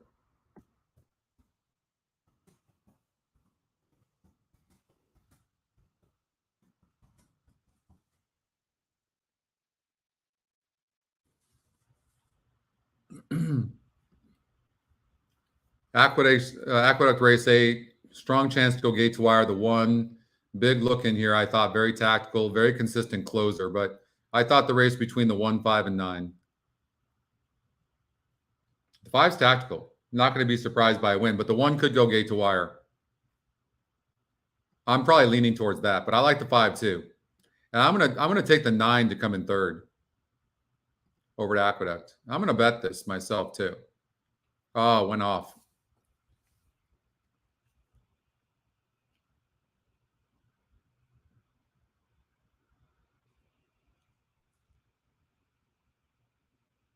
Up 2 lengths on the 3 Jokers, who's now back in 4th. On the outside is Carruthers next in 5th. Kansas Beach down on the inside in 6th, 3 lengths. 2 Semper Fidelis running in 7th. Winterpool is next in 8th, followed by Dust Devil in 9th. And it is a big break back to My First Grammy, who is 10th. The quarter 22 and 3/5 seconds. And it is the favorite Core Conviction leading here by 3/4 of a length. Very fast. Auburn Hills in between horses. Adair's on the outside. I'd take the 9. I'll take the 5 right now. Auburn Hills second by a head. Adair's I on imagine the outside. 9's going to close best. Almost 4. The 3 Jokers races in 4th. Followed on the outside by Carruthers. I can't tell whether he's asked the 5 or not. No, he's whipping the 5. The 9 is going to be, I would think, would be awfully tough. The best closer. It is Core Conviction. But he's being asked. Has the lead as they turn into the stretch. Auburn Hills on the outside in 2nd. Adair has dropped back. Kansas Beach is down at the rail, gaining ground on the outside. How huge is the one running? Winterpool is now coming on through, along with 3 Jokers. It is Core Conviction. Here comes 3 Jokers. One's going to hold on. The outside. What a race. Core Conviction still there. With all that dueling. Core Conviction holds on. 3/4 Huge. of the length. 3 Jokers was second. Then Dust The Devil. 9 never closed. And you want to put a note on a horse like that had everything go its own way, had everything and didn't close.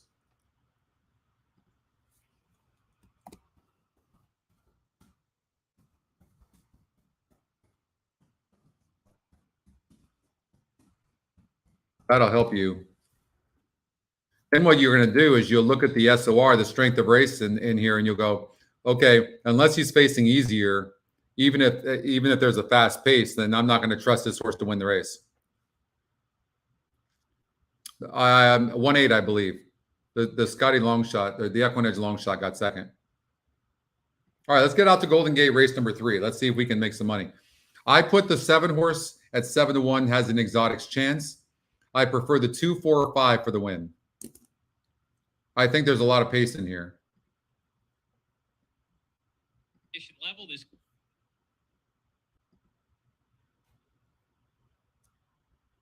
You had that, Frankie? Nice.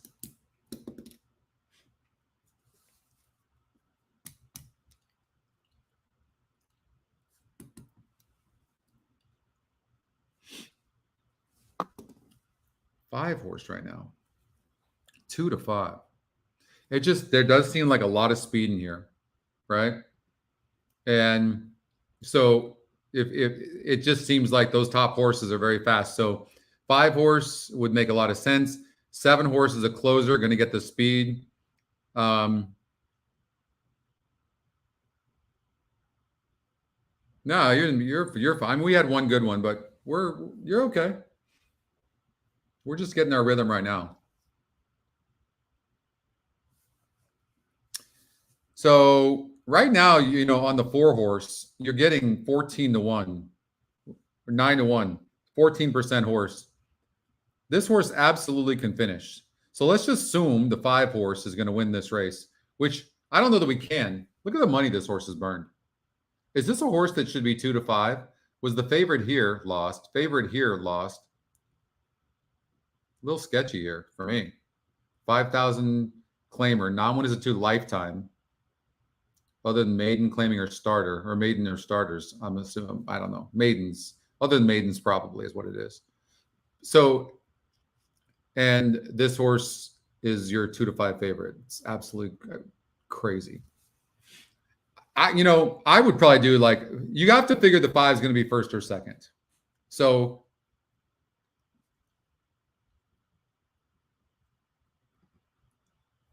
nothing you can do is, how did this horse win these races? Like the 3 at the surface and distance. So here,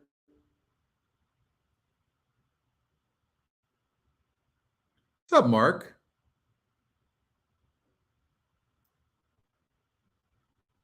Barely won at 41% to win. And draws inside. There's a lot of speed. I think the 3 could be vulnerable here in the money even. It could be.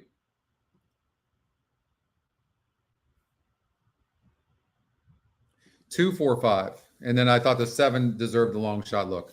So the 2 horse can sit very tactical.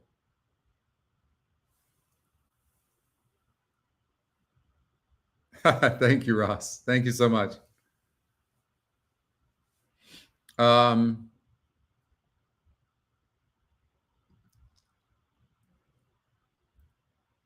I really like this 7 a bit to be in the money. Whether it's second or third, maybe even the 4th for the superfecta, but you can count on this horse closing most likely. So if you're playing a superfecta,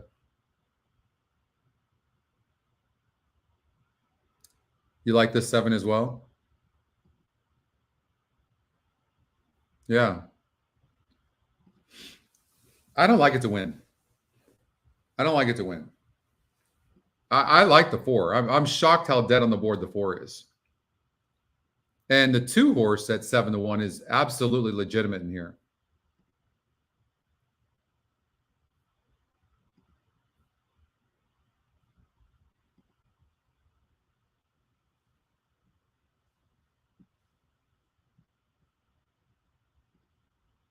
Right hand to the inside post as loaded. Mia Selena, post position number 2. Red Dahlia is coming up next. I'm going to do an exacta box 2-5 and 4-5.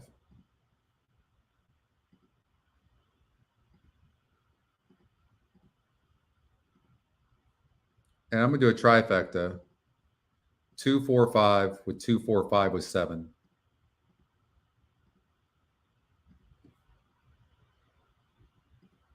So I'm basically playing the 5 horse, the 2, 4, 5 to win, and the 5 horse has to be second. 5 Stars of Bluegrass next into the gate.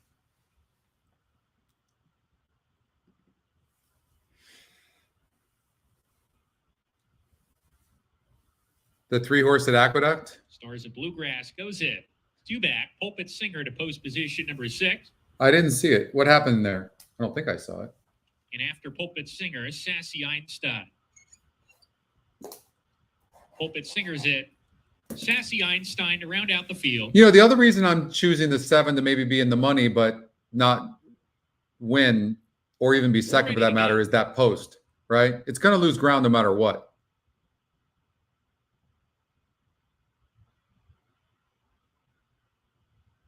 I'm hoping to see a fast pace up front.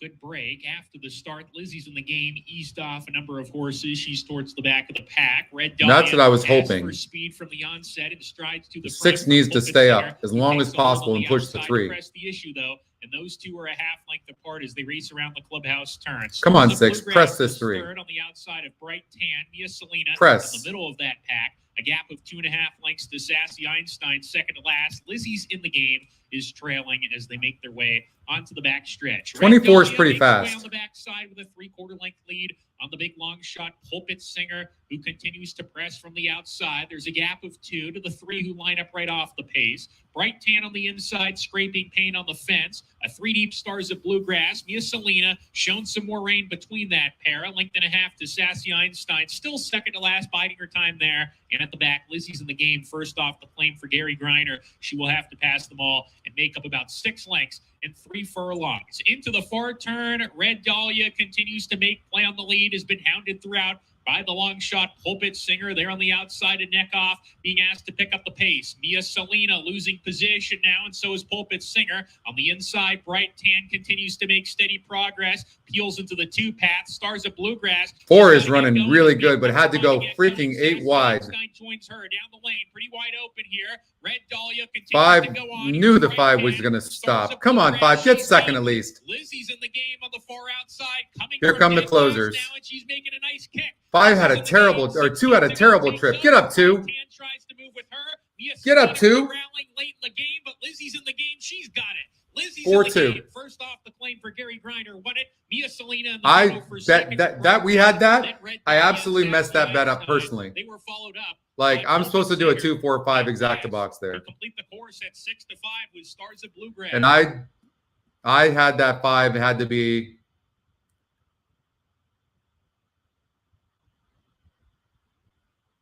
Oh.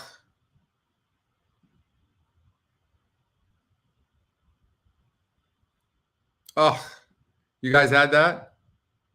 Did I mess that up? That's just betting right there. I'm glad you guys had that. I messed that up. Look at that. 6 to 1 over 6 to 1. Huge. All betting. All betting.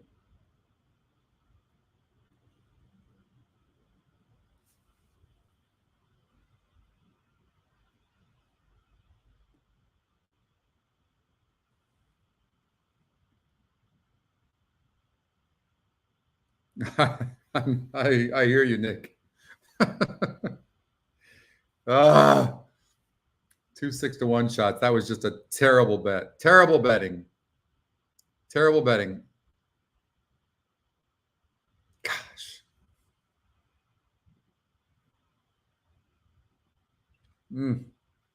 That was just bad betting. And that 2, by the way, was best in the race. Well, the 4 went really wide too. 4 went really wide, and the 2 did not like being in between horses on that backside. I don't know if you guys saw that, but once they got the horse out, he ran huge. $78 exacta for $2. $39 for $1. 39 to 1. Hawthorne, the 2 horse popped up. Golden Gate or Gulfstream Park. Number 4, the Lizzie's 6. in the game first. Second goes to number 1, Bright Tan. Third Damn it, was number Scott. 2, Mia Selena. Forwardly placing. Fourth was number 3. Oh, Red shit, Dahlia. the Fifth, 1? number 7, Sassy Einstein. No. 4, 1, 2, 3, 7. Your top 5 finishers in the third. No.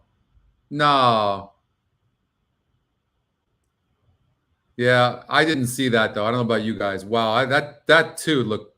Was it close? Was it close? Oh, that sucks for those of you that bet that. Wow. Damn, that just stinks. Thought that was clear. All right, on to the next.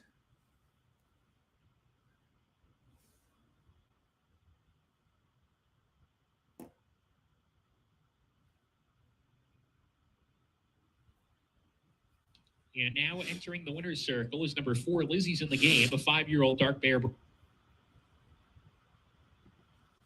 That really stunk.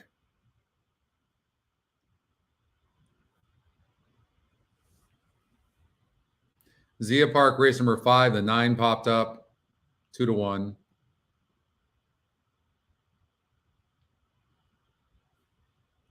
Hawthorne race number 5, the 2.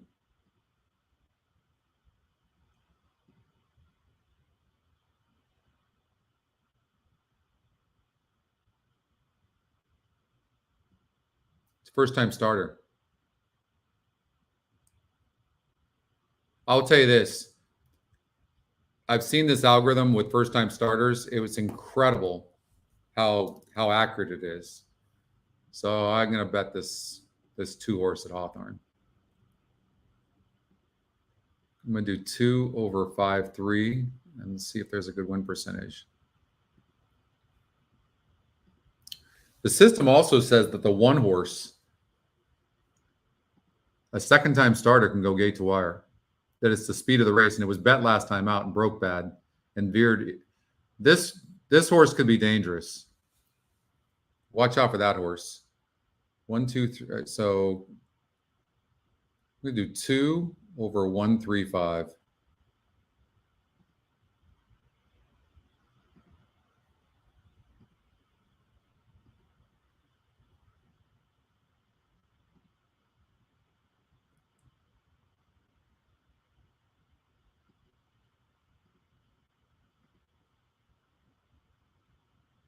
Yeah, 1-horse is very interesting too.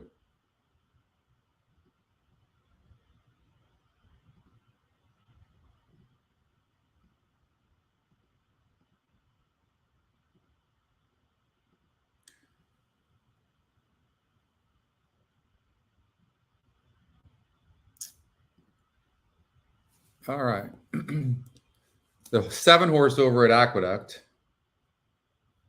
popped up. And I know that's in Chuck's race, but that horse did pop up.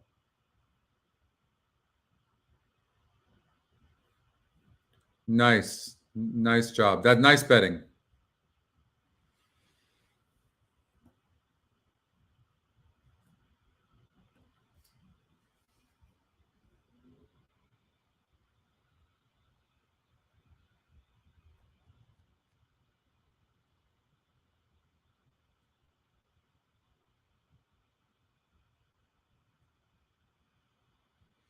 Look at that 1 on the lead.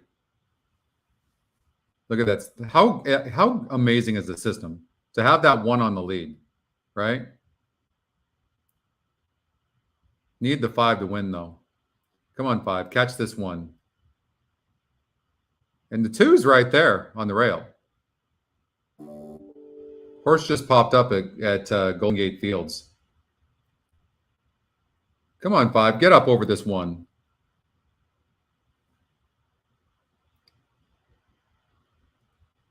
We'll take the 5-1. 5-1-2.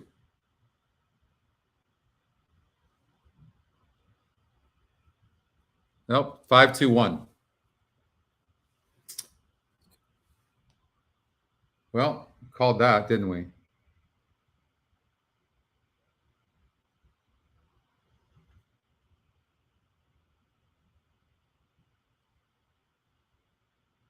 Over at Aqueduct, the 15-horse showed up as well. 7 and 15, Golden Gate, race 4, the 1.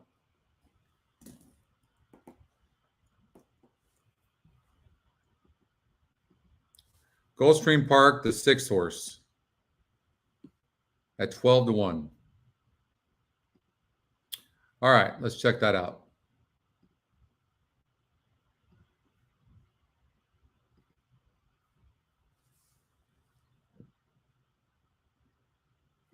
It's 14% in a wide open race. Last couple of races looked bad, but good connections. This 2-horse was 5-2 last time out and got 6th. Draws another inside post. No, thank you. No, thank you.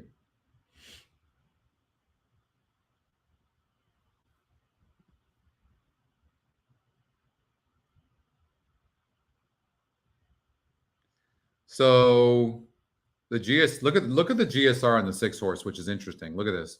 Goes from a 40 last time out, and a 1% horse went off at 32-1, and now it's 14% to win, and it jumps up 20 points in GSR. That's incredible. Yeah, a different algorithm that we're testing that comes on my emails. It's been pretty fair, the synthetic over at Gulfstream, but I don't think you can come from too far back. And the reason is because you're going to have to go wide unless it's a short field, because the track is really that synthetic track is kind of narrow.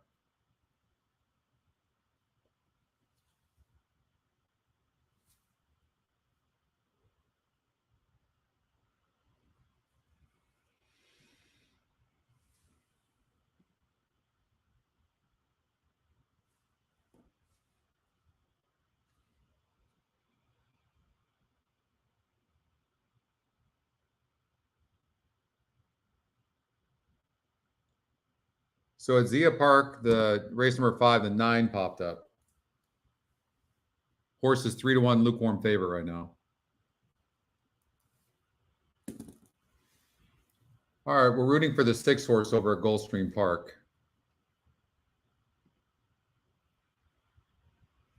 I just think the 2 is vulnerable, and then you can see. Look at how wide open it is. Oh, the 3 horse though. The more I'm looking at the 2, I think is vulnerable. I do like the 3. I would definitely do like a 3-6 exacta box. I really like the 3 in here.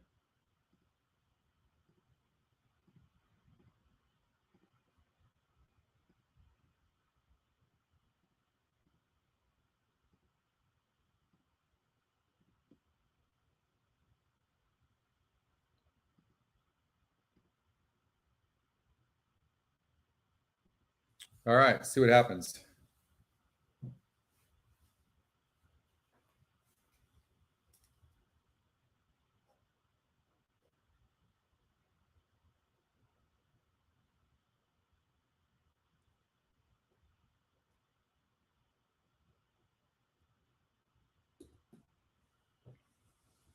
The horses are at the gate. It's now post time. Lining up and moving in for race number 8, starting leg of today's late pick 3. 6-5 on number 2, Determined Fury from the A lot of people did, Oldie, yeah. Owned in partnership by West Point Thoroughbreds and William Sandbrook. Familiar silks of Jose Gallegos on 5, Where's Joey?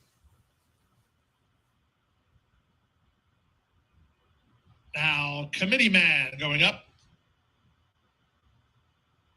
Richie, Loyal Louie. Great Oz.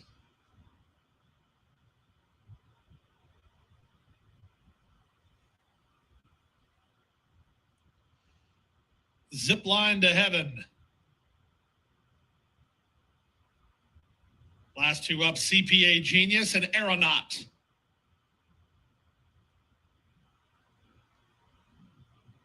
CPA Genius, a big long shot here under jockey Gary Bain.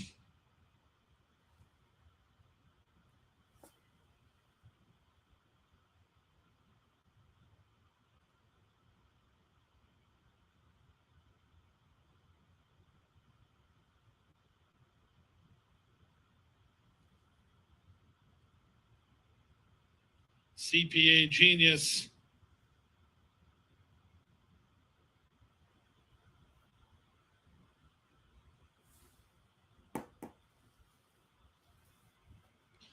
Aeronaut to the outside.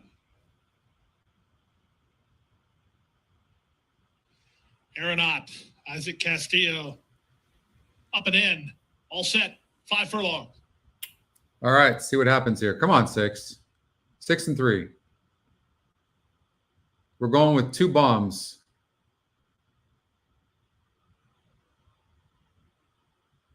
And they're off. Good start from between horses for Where's Joey and Zipline to Heaven. Down at the inside, race favorite Determined Fury looking for forward position. On the far outside, Committee Man and Richie as they line up for the early lead. From behind the speed, while wide on the course is Aeronaut, then long shot CPA Genius. The Great Oz is second last, and the trailer is Loyal Louie. The logjam continues on the 4-turn run as they're 5 across the course here. 5 wide is Aeronaut toward the rail and Zipline to Heaven. Richie is between horses alongside Where's Joey. Committee Man makes it a party. Now the favorite Determined Fury. He's got a wall of horses ahead of him. He's in the yellow and gold colors while trying to rally 3 lengths behind. 2.5 lengths to Loyal Louie. He's underway from last, and they're at the top of the stretch. Up the Get up 3. Richie, Determined Fury. Get up 3. Racetrack down the center and Aeronaut back. Get up 3. Where's Joey? 1/8 of a mile. Get up 3. Bouncing around behind the leader as Richie is Get up 3. lead. Determined Fury is out of time, but Richie Got the 6, 9-1. Richie wins from Determined Fury. That's 3. Get up. That was third. Loyal Louie, he got up 4th and 57-1. 9-1. God, it looked like that 3 was going to get a trip, didn't it? Wow.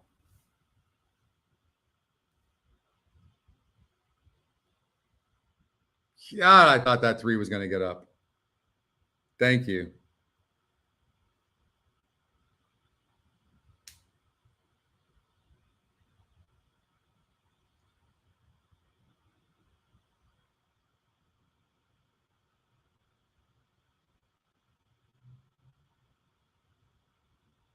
Oh, that 3 ends up getting 4th. That 2 got 2nd. I maybe, I'm being really aggressive right now with my bets, but if in retrospect, which of course is easy to do, it should have been a 2, 3, 6 exacta box. I was really aggressive. But I think that's still going to pay, right?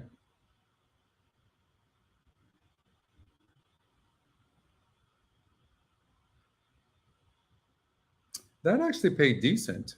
I was surprised on that exacta, 5-1.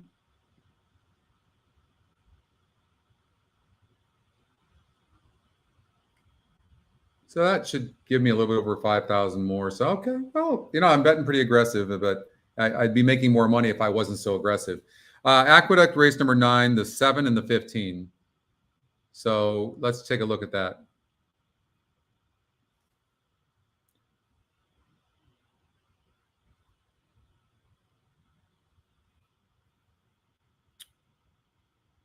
So both horses I eliminated.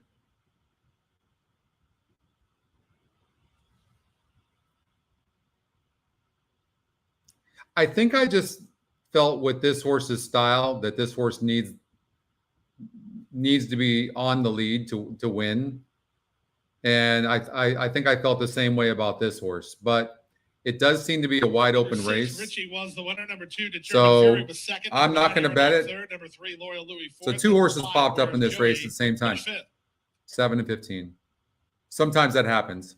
There you go, Colin. A hunch. I mean, here's the thing. A lot of times when 2 horses pop up on this algorithm that comes up on my emails, I'll do an exacta box. Thanks, Dan. Thank you, Pat. I'll do an exacta box, and it pays huge. So I would at least do a small exacta box, at least, in this race. So I'm going to watch with you guys, but I'm going to watch on my phone, okay?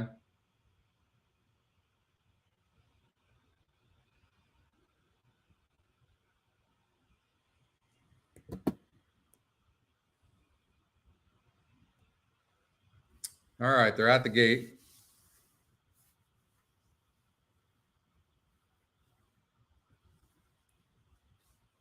You got it, Kathy. You're welcome, Christy. All right. We're doing okay. We're doing all right.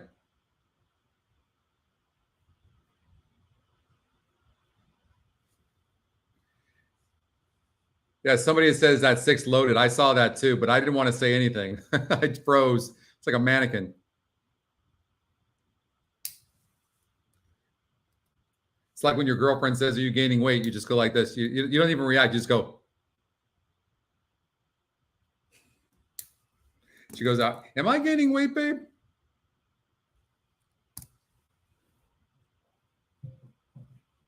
In the winner's circle now, the winner's 6, Richie, owned by Crown's Way Racing. And women can set you up all the time, guys. You got to be really careful. Edwin Gonzalez. This is a 3-year-old son of Sun Tracer out of the 5-star daymare Dream Crusher. Chestnut gelding bred in Florida. Richie's a 9-1 way. I know, Nick, I think we have a free week you could do, and then you can sign up for a monthly. It's $80 a month. But we also, if you sign up for a yearly, it comes out to like $58 a month. I think it's like $6.99, I think, for a yearly. Super high five and daily double opportunity. All right, let's see if we can get this. Well, I mean, we're also, of course, we're rooting for Chuck too. All right, so Chuck owns the 13. Oh, you did that month in the money? Yeah. They you might want to. Yeah, you do, Nick. But you know what? You might want to buy that yearly. It's such a good deal. It really is. I mean, that's easy to say, but you might want to consider it. It's $58 a month. You don't have to think about it, and you've got EquinEdge. You don't have to worry about it. We've got some cool stuff coming as well. $79.40. So another $33.60. Trifecta $91.20. A horse just popped up at Gulfstream Park, so we'll have one there. 33 for a dime. High five. No winners. 2,900 and a carryover to race number 9. Daily double 109.20. Pick 3 $47. That horse paid $21.40. Huge. is racing in second. On the extreme outside is Tamburo Sox, who is now moving up. And then comes Hangout. Jackstream is now back running in fifth. War Novel is in sixth, as Majestic Tiger gains ground on the outside from seventh. Then it is Kisses for Val next in eighth, followed by Crock of Gold in ninth. The Napoleon Complex is next in 10th, followed by Forestwood Lane in 11th. Unlikely is on the outside, next in 12th. And then farther back is Out. Oh, come on, 15. Come on, 15. Please, 15. Come on, 15. Come on, 15. All the way. Come on, 15. All the way. All the way. Oh, here comes a 7. Shit. No. Stay up, 15. Oh. 12-15.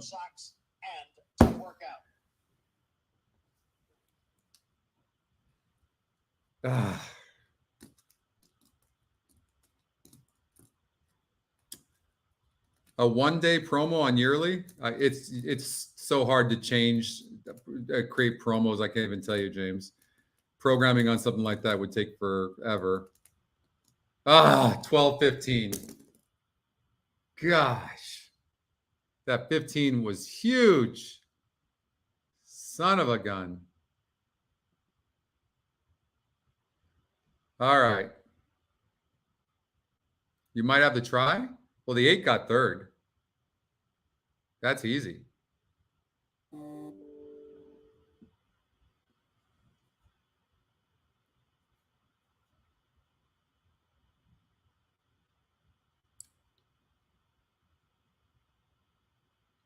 You had the 15 to place. Nice betting. 21-1. Son of a gun.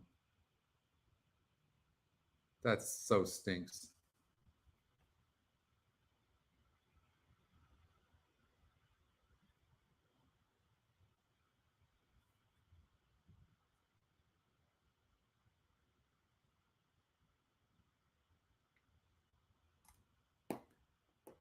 Yeah, 12-15 exact is going to pay good. Well, let's see here. I don't know if there's singles, Nick, but the two horses that I think have a shot are the 1 and 4 in race number 4. We had talked about this 4 horse possibly being a single. Nice hit, Eric. Yeah, nice betting. Way to go. All right.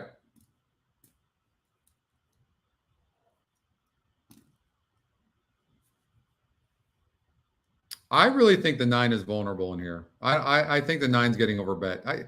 The 4, the 1 could, first of all, the 1 could go gate to wire. That's first off. Well, that's nice.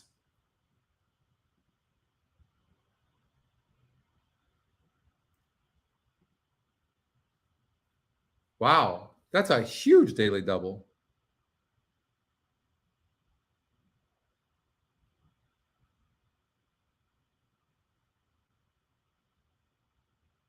Because we liked that 4.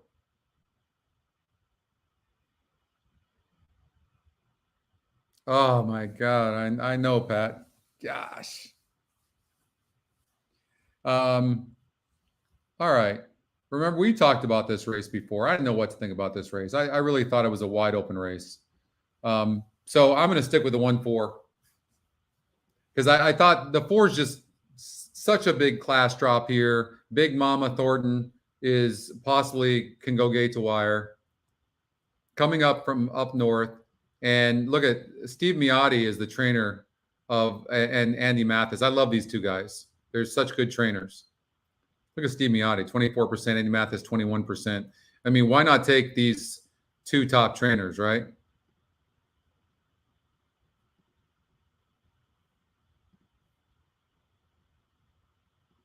Especially if you think the 9's vulnerable. I mean, look at the way this horse is burning money. And draws wide now. 9 is absolutely the type of horse you have to try to beat for sure. For sure. One either goes, one's going to be right there. And we don't know that the one can't rate. The one probably can, but the horse could go gate to wire. For sure, I do a 1-4 exacta box.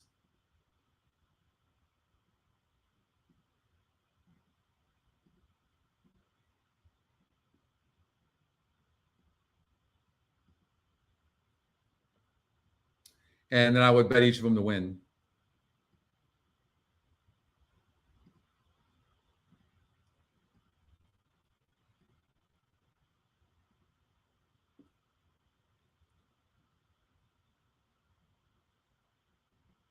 Exacta paid $77.50. That's huge, Eric, with the favorite winning.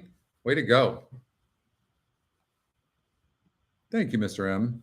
If you haven't liked the show yet, everybody, do me a favor and just click on that thumbs up.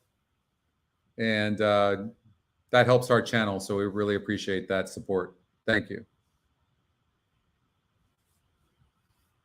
Also, you can follow us on Twitter at EquinEdge. I'm at Scotty Pick6. And then also you can subscribe to the YouTube channel. And if you click on the bell, you'll get the notifications of shows. And also you can, our VIP Facebook group. So check that out as well.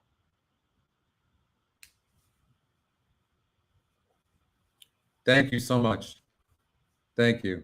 I think we got into a bit of a rhythm. It was a little rough earlier with all those races coming on top of each other. And the internet issues I was having seem to have gone away. So thank you, Eric. I really appreciate that. Thank you. It means a lot to the team. It does. Speaking of the team, I want to give a big shout out to Chris and Jeff and Mike and Tony and Brad, of course, John, Moxum, just everybody that's a big part of EquinEdge. You guys have made this a success. This company is growing monthly, and it's been tremendous. And that's gave us some motivation to come up with creative new tools. As a matter of fact, we had a board meeting yesterday. Everybody flew in here, and we met up on the 30th floor up up here on my tower, and we were together from 9 to 4:30 in the afternoon, and it was just great stuff that's coming up for EquinEdge. Some big stuff. So you guys will be happy with that. You might want to buy the yearly. I'm just going to tell you that because it'll end up being like $58 a month, and so you might want to do that because prices are most likely going to go up a little bit, and you want to catch that before they go up. All right, just a little tip. All right, so we're rooting for the 1 and the 4 as they go into the gate. Matt Dinnerman's going to have this call. Good luck. Oh, thanks, Nathan. I appreciate that. Yeah, the intercom's fantastic. Brad, just does such a great job all the way around, but they're doing a great job on intercom as well. Coming up, post position number 9. I know. Well, you know what's funny? Funny you say that. We don't need the money, but we did think about offering it up for just to create some energy. It's still a thought. It really is still a thought, to be honest with you, about maybe creating an opportunity to invest in EquinEdge. I'll have to get back to you on that. Just to create just to create a zest for it, We're ready to go. Not yet, Anthony, on the cryptos, but that's coming, brother. You know that. I know that. Lara. Uneventful break for all the runners in the race. She's Not to Blame is up close to the play pace, flashing early speed. Big Mama Thornton from the inside moving up, and Big Mama Thornton snatches the lead away from She's Not to Blame back in second. Blue Wildcat to the outside. I tell you, I love a horse like the 4 right now. I thought this horse was going to come from last, and the horse is sitting in 3rd right now. It's huge. Please at the back with Chelina.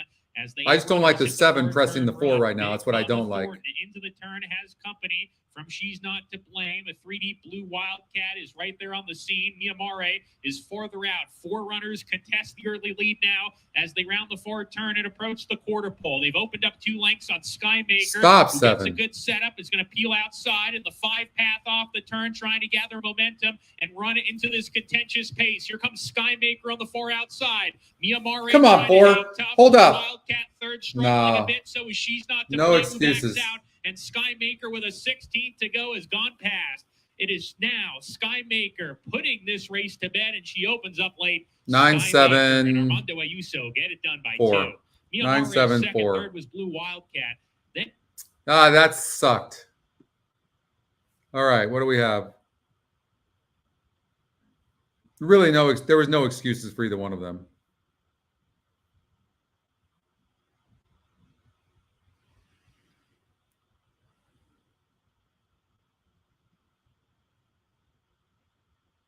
So,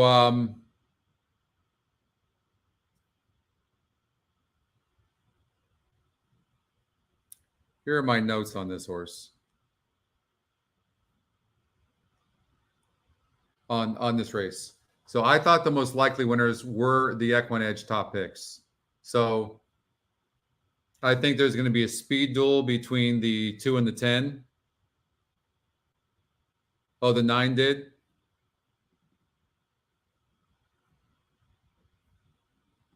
Thank you, Oldie. You're always a gentleman, dude.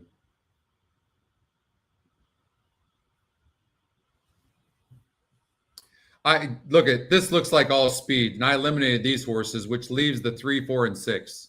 And they're also the top EquinEdge picks. So, and the 4 is 36% to win and going to be sitting and they get first run most likely. So I don't know what happened in the last race. Scares me a little bit. But the horse broke 9th. It was 39% to win. It broke 9th. But that was the Delta Downs on those tight turns. And then it finished a little bit. But that probably made it really difficult for this horse. Also, you can see that this horse didn't run good here either, but that was a really tough group. This horse runs its best when it's on or near the lead. That's what it does. And there's so much speed in here. The more I'm looking at this, the more I might want to try to beat the 4. I would for sure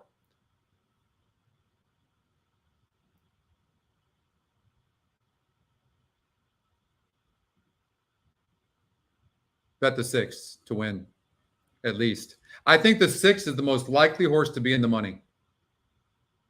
Throughout the last race, the horse didn't like the turf. Throw it out.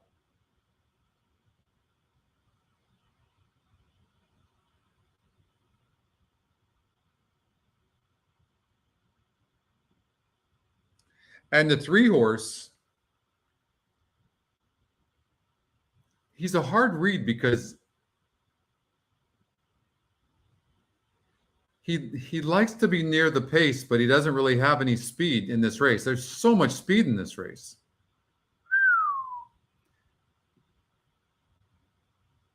Four horses burns so much money and has not shown really the ability to rate.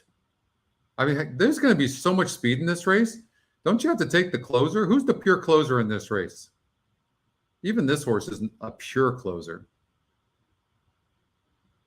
Maybe I'm missing it. Maybe it's going to be a bomb, right?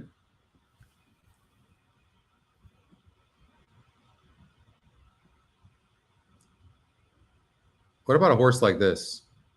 How about a horse like the 11?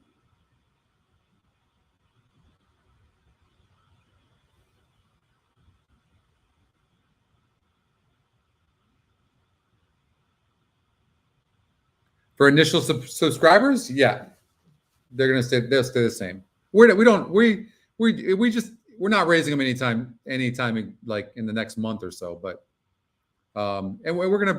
It's just I think that you're safe. Well, I know you're safe if you buy the yearly and you're getting $58 a month. I mean, you don't understand the cost to run this company. And then I'm just telling you, and then not only that too, Equibase. That data is not free, stuff like that. So we're really low. We've heard people say we're high, but when you take the racing form, they're like $150 a month, $140 a month. So when you put that in perspective, we're really low. So just something to consider. The early birds are always going to be safe. Those are the original people that signed up in the first couple of months of our existence.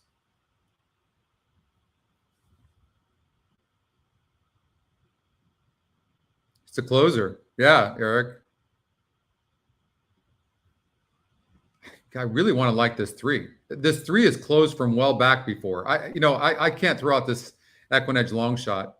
I'm starting not to like this horse, the 4.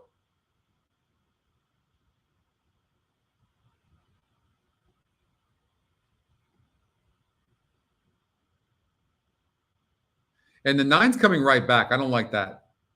I don't like that at all. And not really a big winner. Yeah, I'm going to suggest maybe 3, 6, 11 exacta box.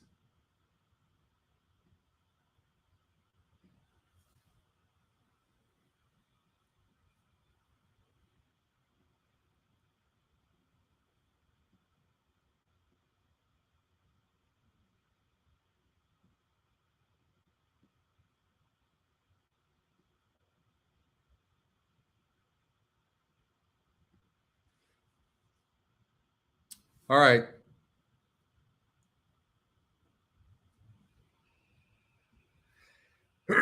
Excuse me.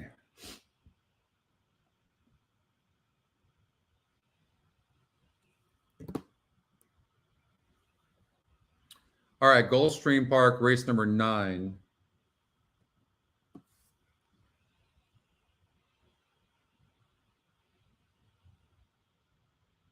The 13 popped up.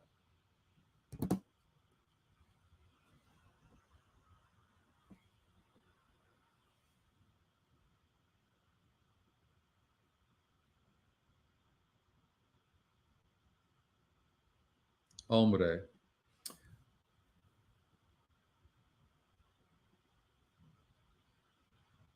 I don't love the post at all. But then there's really nobody in here that looks that great.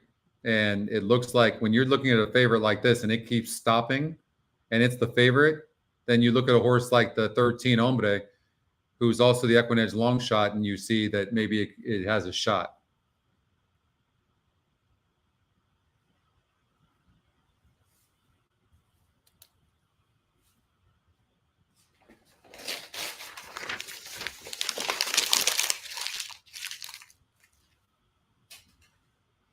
All right, they're going into the gate over at Oakland Park. What did we do again? 3, 6, 11.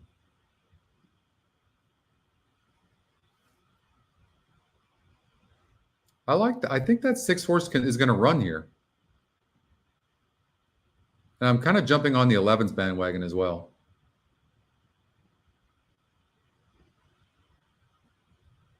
Three's getting hammered.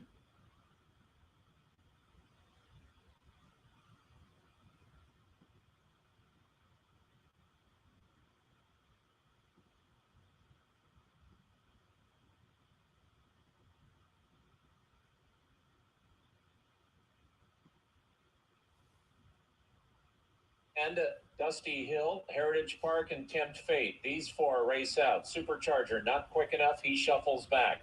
Young Bull. That's what we're hoping for, right? These horses flying to the lead. And the trailer is J.E.'s Hand-Me-Down. Heritage Park and Goodnight Archie 1-2 into the far turn. They're a length in front of Tempt Fate, who takes back and sits third. Just outside of that one is Dusty Hill, and now Heritage Park is about to clear off, and there he goes. Heritage Park is a length and a quarter in front. 2.5 back to Supercharger. Then comes Young Bull. 3.5 back to 501. Man in the Cannon, Bandit Point. J.E.'s Hand-Me-Down. Distant Trailer, Mo Betta. The leader is Heritage Park. Heritage Park. Now Tempt Fate comes after him in second. He's within a length. to the outside and a Supercharger in a third. At the rail goes Goodnight Archie, Heritage Park, and Temp Fate. And here is Temp Fate to take over the lead. He's a neck in front of Heritage Park. Bandit Point is absolutely flying, and if he can get through, he might be the one. Here comes Bandit. Oh, here comes the 9. Temp Fate, Bandit Point to Good call. and wins. Oh, Bandit Point beat I knew it was a damn closer. Good call, Eric. 1. 9-1. Oh my God. Good call, Eric. Good call. We knew it was going to be a closer, didn't we? Knew it was going to be a closer. Gotta love this game. Eric is on fire today. He is. All right, Gulfstream Park. This 13 popped up. I don't love the post, but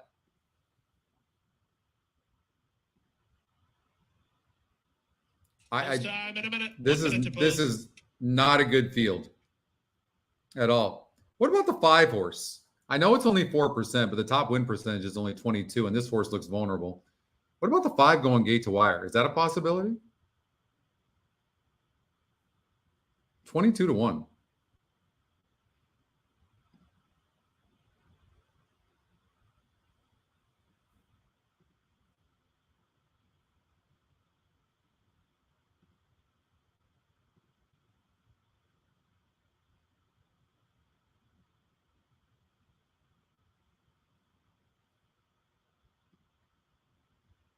I mean, this is an absolute grab bag.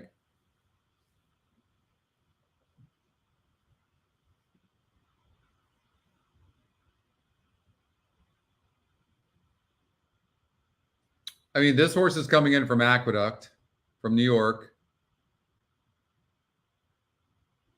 It's an Ontario-bred horse.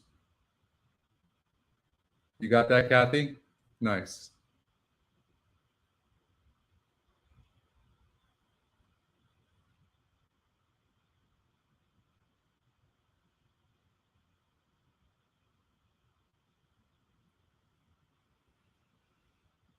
Let's look at the EquinEdge morning line. The 1 horse is 5-1. EquinEdge says 12-1. The 13, it is 12-1 on the odds maker, and EquinEdge has it at 7-2. I think maybe playing the 13 to be first or second. How about something like that?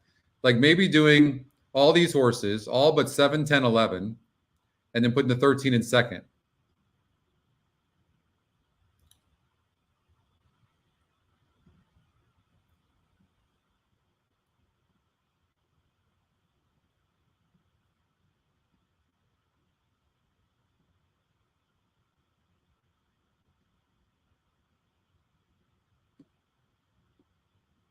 And then win on the 13.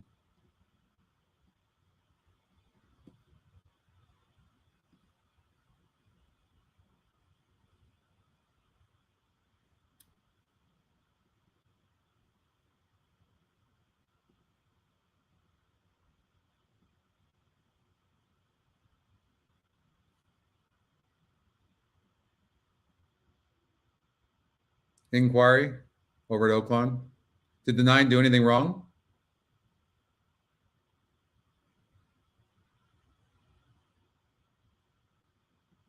I didn't see the 9 do anything.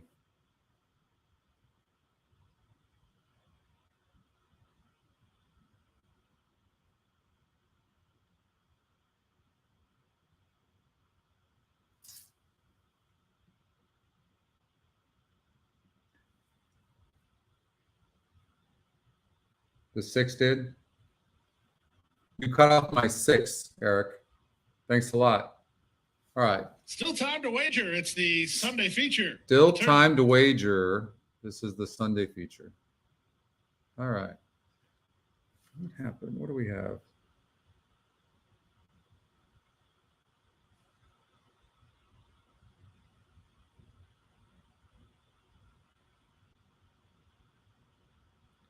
Turfway Park, the 10 and 11 popped up.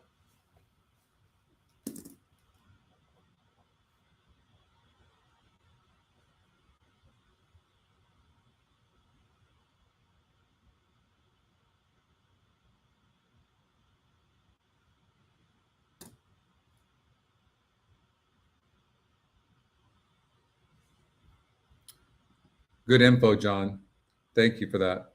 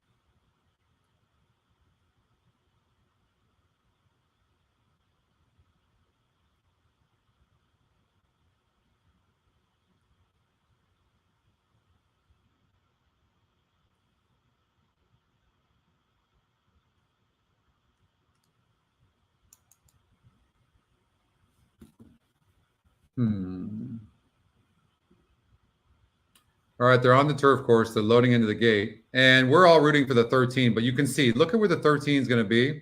And then look at the first turn. You see how it comes up right away? Just not an easy place to be, especially for a horse that really isn't that fast, right? Makes it tough. Makes it really tough.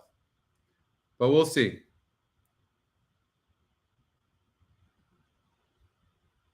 The horses are at the gate. They are moving in. In fact, they're very good, Mike. They're very good. They win a lot. On the outside, Private Island and Ombre. And their prices too. And you don't even know how many today, 13, 15 to 1 that came in second.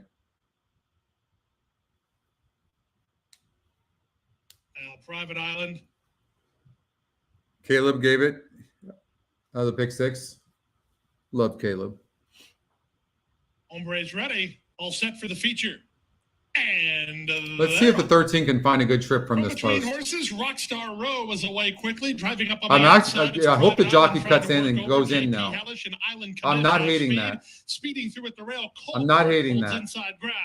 And the run to the first honestly, that's not bad. And the 3 horse just took out a couple of horses. And out over heels went Rockstar Row from 4th. 2 back to and they're kind of dueling up front, which is huge. Outside. Then the team of Hurricane Hill together with Ombre. They've dropped about 7 lengths behind. It's another 2 lengths back to He's a Kitten, who's in the red. Going very fast. 8 lengths off to go. 2.5 more to Click a Tap, and the trailer is Uncle Fun. Down the backstretch they go. With the advantage, it's Island Commish on the outside, Colkert on the rail. They're doing each other no favors. Nope. They're 3.5 better than JP Hellish, beaten for speed 3rd. Rockstar Row a bit better to handle, while 4th, 3 wide 5th, and Private Island. Ombre is 6th, improving to take 7 is He's a Faster. I don't like the 10 horse on the outside of the 13 at all. Back to Hurricane Hill. Click a Tap still at the back with Uncle Fun, as the opening quarter and opening half mile was contested as they round that forward turn. Colkert badgered every yard by Island Commish. They're sitting ducks. Sit 13. Sit. Sit. Looking for room. Sit. Don't go wide. Don't. Oh, you're gonna have to. To the far outside, and they straighten for home. Up front, Colkert. He has the lead with work to do. He's a Kitten. Takes a get up. Over the top and splitting horses. Sig Run Fast Boy. Final 1/8 of a mile. Get up. Fast Boy tries to reach Colkert. Ombre's there we go. motoring. Ombre down the center, surging. Ombre's in time. Oh my God! We wanted the 1 to win. Oh shit! Oh my God! That exacta would have been massive. 40 to 1. Oh, oh, it's a good problem to have, but my God, you got to be kidding me! $50 exact. Oh, hold on. No, did I use the 11? No, I threw the 11 out. No. Look at that. That was one of the horses I threw out. Holy shit. I went from happy to sad to happy. Damn. God, that's good. That was good.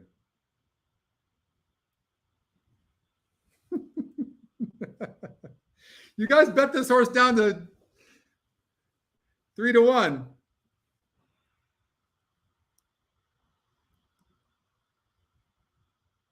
DQ on who? They disqualified the 9? No. Who are you talking about, Art? No, yeah, who are you talking about, Art? The 9 DQ'd? Oh, I'm sorry. So sorry, Eric. That sucks.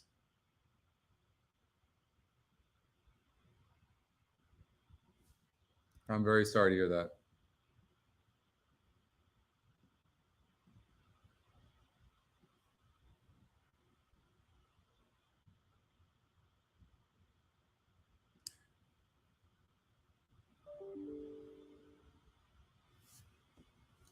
All right.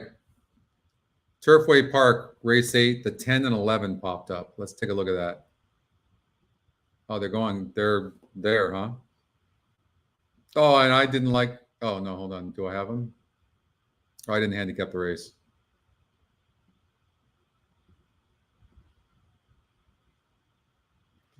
Well, let's see what happens. 10 and 11 at Turfway.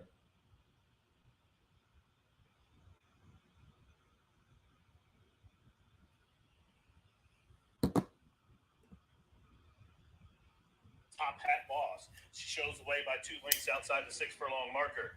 Danza the Firebird, Fortacious Kitty, they are second and third. Abba Peru to the outside in fourth. There's a margin about 5 or 6 lengths back to Cutie Bly, who came over racing in fifth. Morton Hampton is next. And a link for the back to Chelchina. Laugh It Off is about 12 lengths off the pace. After the trouble in the first turn, Valdo Soleil is second last. And at the back of the pack, Touch the Sky is at least 18 lengths out of it, just outside 4.5 furlongs to go. The quarter, 23 and 4.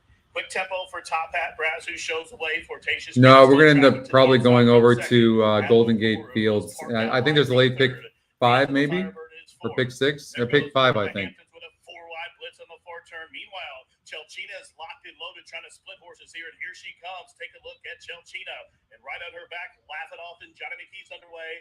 Half mile, 47 and 3. Top Hat Boss still paving the path. Whips out on Fortacious Kitty. Chelchina with that long sustained drive. She's raced up into third, a length and a half off the leaders, and right on her back, Laugh It Off is full of run as well. They fan 4 across the course at the top of the lane. And Chelchina and Malcolm Franklin assume command. Down the center of the track, Laugh It Off. Fortacious Kitty still fighting on just outside the 16th pole. Chelchina still finding. Laugh It Off still driving. Laugh It Off coming after Chelchina. She has dead aim. Laugh It Off running down Chelchina. Laugh It Off. Mandatory payout on the pick 6. Oh, wow. Okay. Tough luck for Valdo Soleil. Los Alamitos race course, the 11 horse popped up in race 5.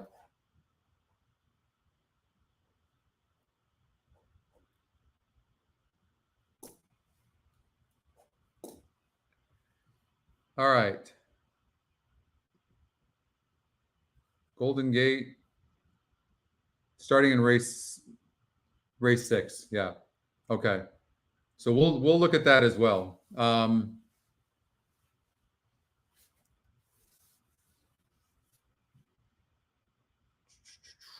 I remember looking at this race and thinking to myself, man, oh man, that's closing day. Okay, that's right. That's right.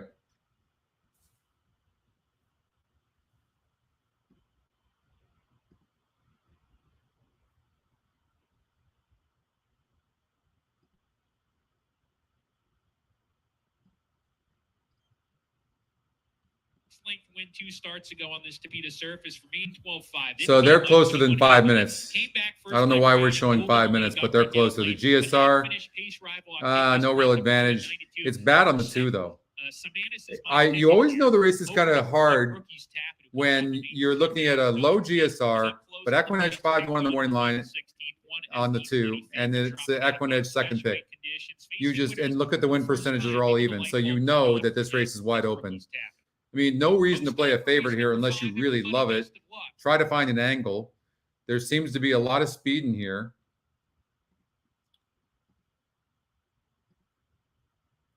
And these top 3 seem to run their best on the lead.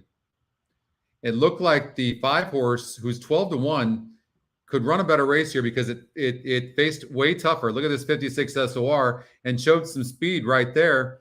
And it could run back to that maiden race, maiden win, sitting right behind those top 3 horses. So I wouldn't ignore the 5 horse Lying Ghost at all.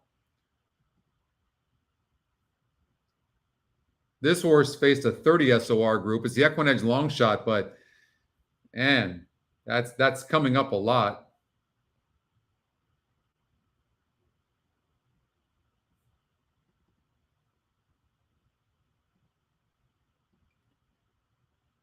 And the red light is flashing on the starting gate at Golden Gate. This is a nice. This horse is really good. Good for the level. Number 5. The 8. I like the 5, 8, 9. That's what I like. Rookie's Tap It to the inside post has gone into the starting gate. Lion Ghost and Octavius Prime, the next two. Running on empty, post 6. Awesome Curling.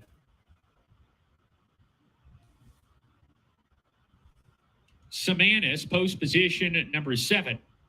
Blueberry Eyes.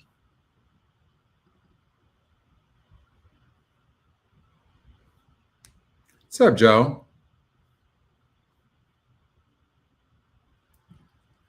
So I think the 5 could really run a good race, actually. I think I'm going to put a little bit to win on it. Double the goal to round out the field.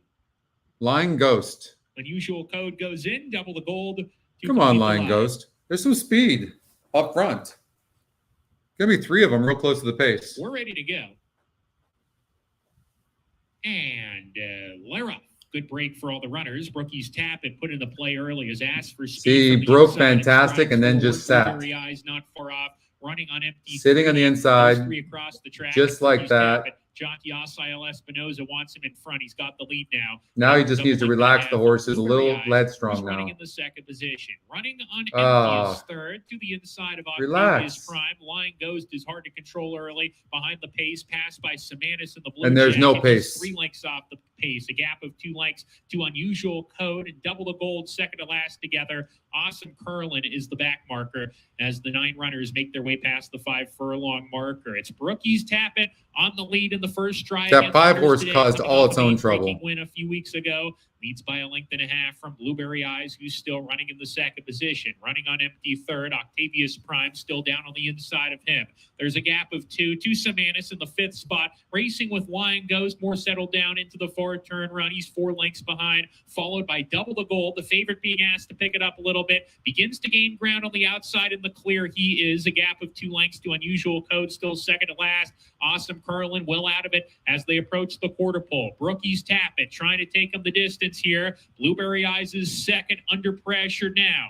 On the outside, Lion Ghost running on empty. Passing his stablemate, draws within 2 lengths of the lead. And then comes Samanis as they roll down the lane. Brookie's Tap It has a furlong to go. He's still on top, clings on, running on empty second. Oh, God, the 5 has just had a horrific trip. Blueberry Eyes up the fence. Brookie's Tap It clinging on. He's a little bit tired here, maintains the lead. Double the Gold is surging late, but Brookie's Tap It goes all the way. Brookie's Tap It won it by 3/4 of a length. 198. Blueberry Eyes third. 198. 5, horrible trip. Horrible trip. I would even argue this horse was best in the race.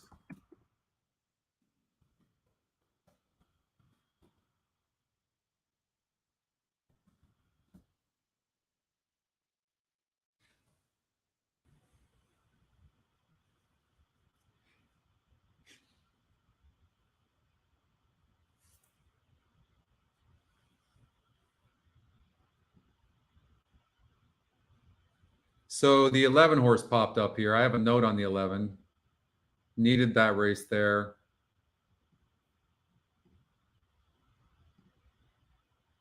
I think I put a note that the 1 is kind of hard to trust.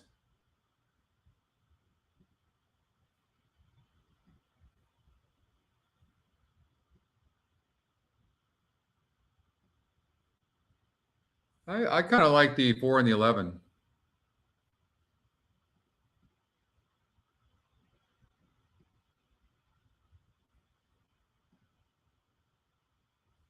But a lot of times in races like this, you'll see the top 2 pace numbers run well. So, and that's the 3 and the 11. So maybe do a 3, 4, 11 exacta box,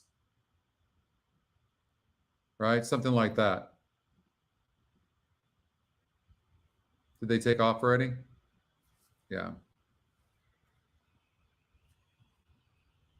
Well, I'm rooting for the 11.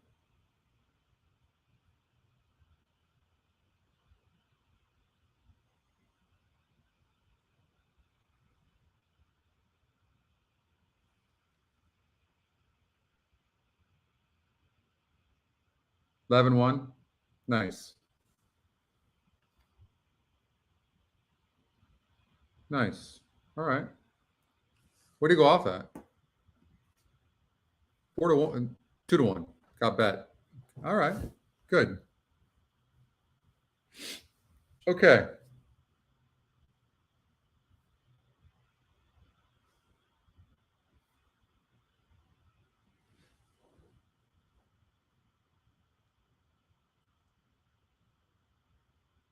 So we have a little bit of time. So you know what we're going to do? I'm just going to take a little bit of a break just for a second. Give me maybe 3-4 minutes. And then we're going to do a Golden Gate pick 6 because there's a mandatory payout. That sound good?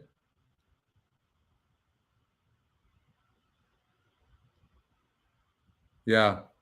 Yeah.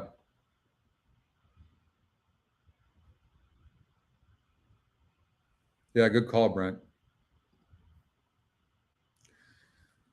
So you can see my notes. I thought the 2 horse at 57-1 could take them far.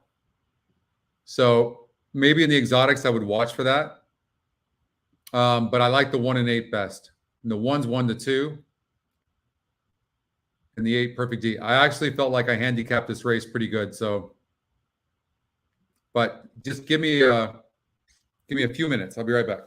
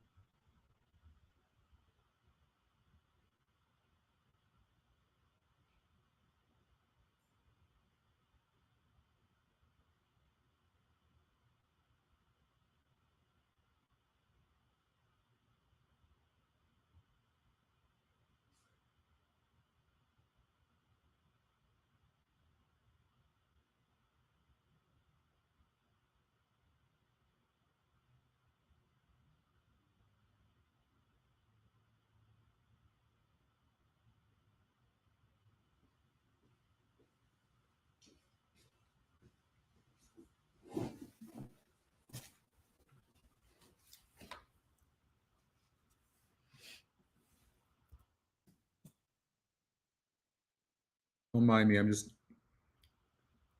having a bite to eat real quickly. All right.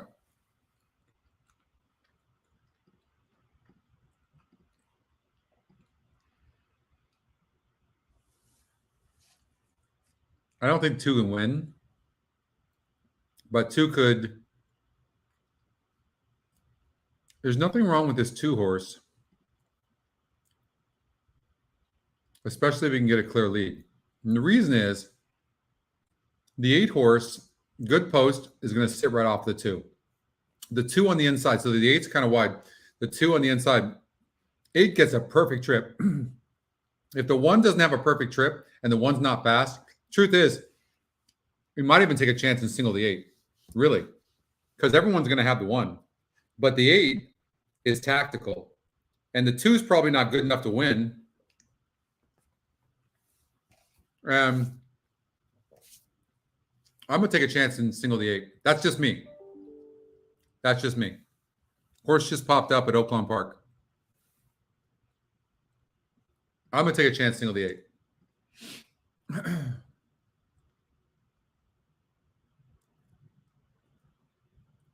Yeah, that's what I would do. 1-8, 1-8 with 2. But the 1's not fast, and the 1's on the rail. And the 8's going to have first run.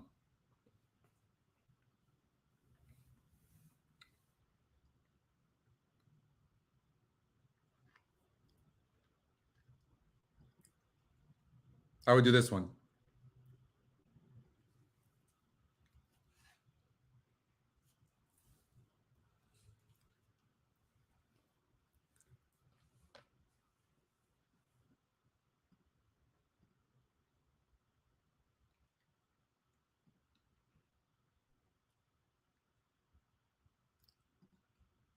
So much speed in the race. Something's got to give, right? They both need the lead, and they're both shooting for the lead.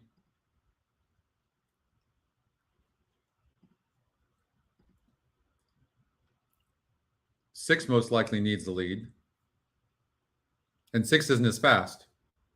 We haven't, look at, not one time does 6 horse close.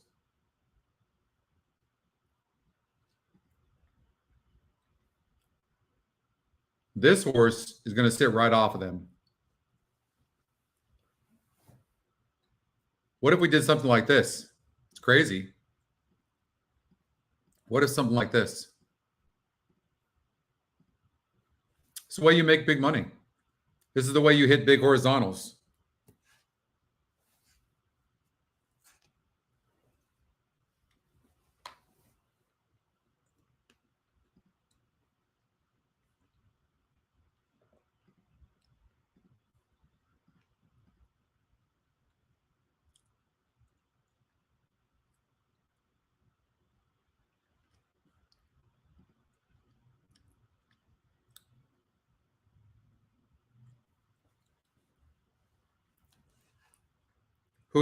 What are you asking me at OP?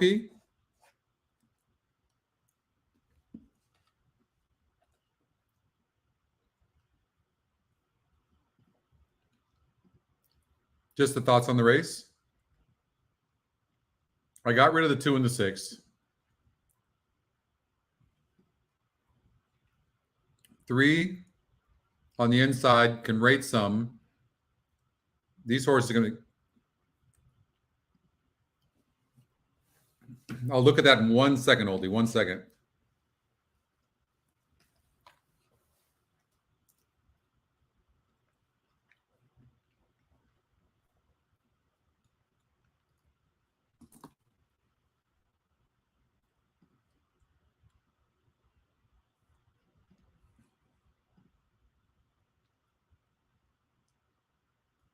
This horse really doesn't pass horses, so I don't love the 5. Don't be this one at 13 to 1 is likely to be in the money. I would do like a 3-4 exacta. And then I would maybe do an exacta box, honestly. Because of the 1 and the 3 duel, the 4 horse could pick them up. But I think the 4 will be in the money somewhere.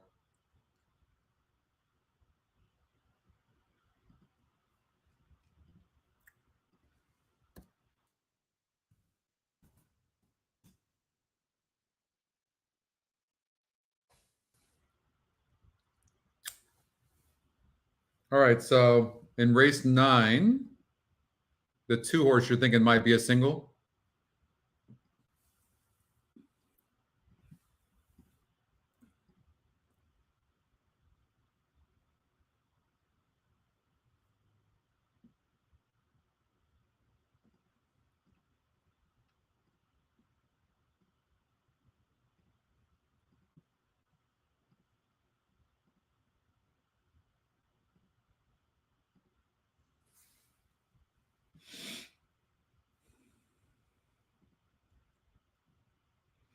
I don't like how the horse was, Oldie, I don't like how the horse was a length back at the stretch and then loses by. The horse keeps losing ground.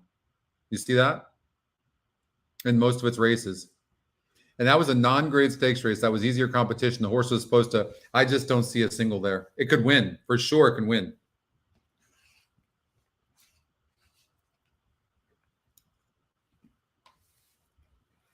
Oh, the 10 horse pop up. Oaklawn, but that's Oaklawn race 9.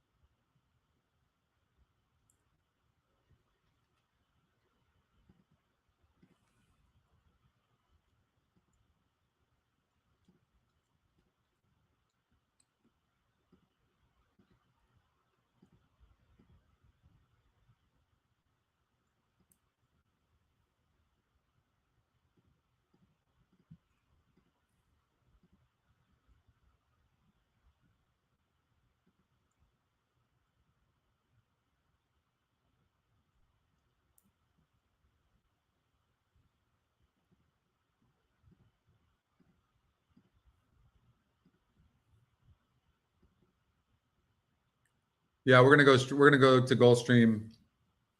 Yeah, we'll finish this in a second.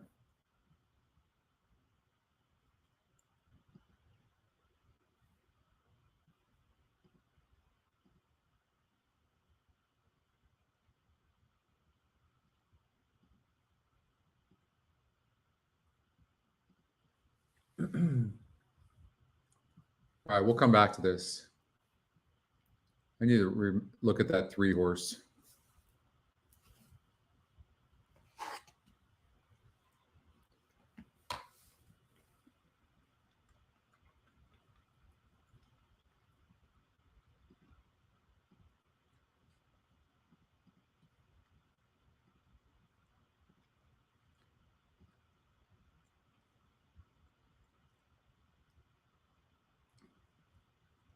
You could see the 6 horse run a better race. Look, the fact that the pace number is saying this horse is this fast, I watch out for the 6. This is a really tough race.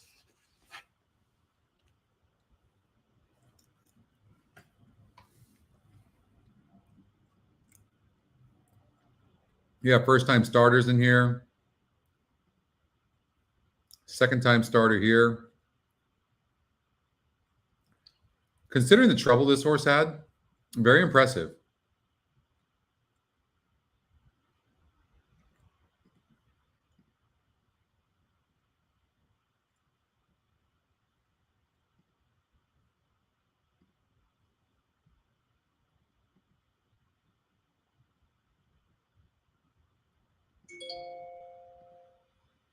And Chantel Sutherland jumps on the 6 horse. And the jockey trainer combination is pretty darn good there.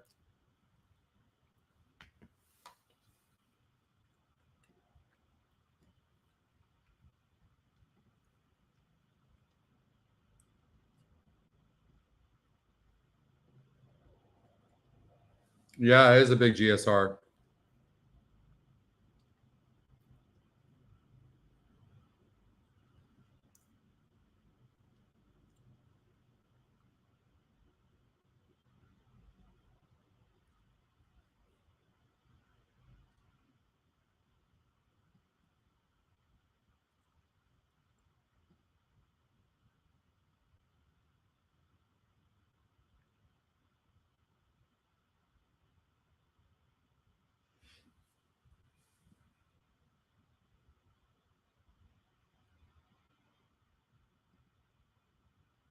I don't love the 5.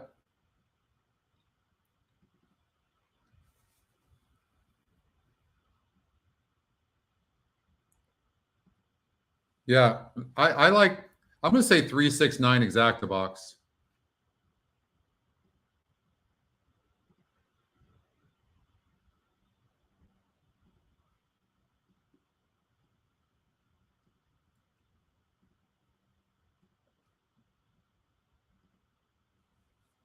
Thank you, John.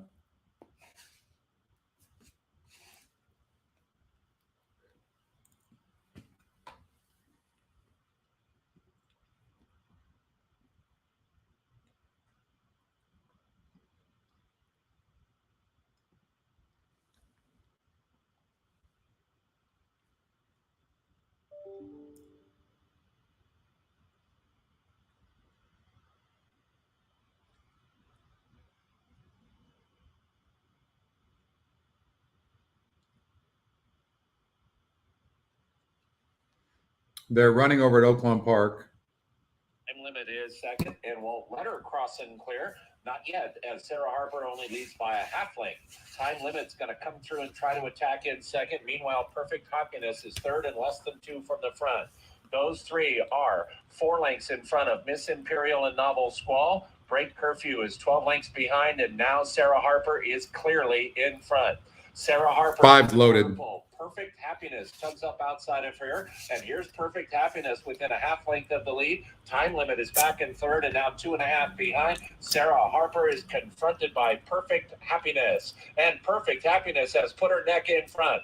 Sarah Harper is racing in second. Time limit is third. Then Novel Squall. Perfect Happiness now a length and a half in front. Sarah Harper and Time Limit battle for second. One ran huge. Happiness Was on the rail, didn't like it. 5-1-3. Perfect Happiness beat Time Like Limit. Oaklawn. Sarah Harper third. Squall fourth.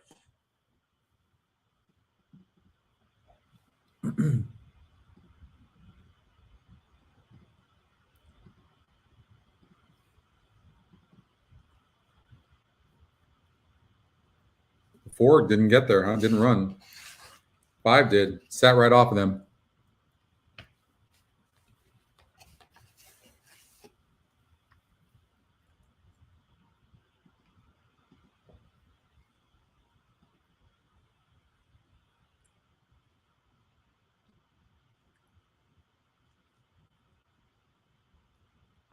Last race here, Golden Gate or Gulfstream. And then we've got Golden Gate Fields in 4 minutes from now. And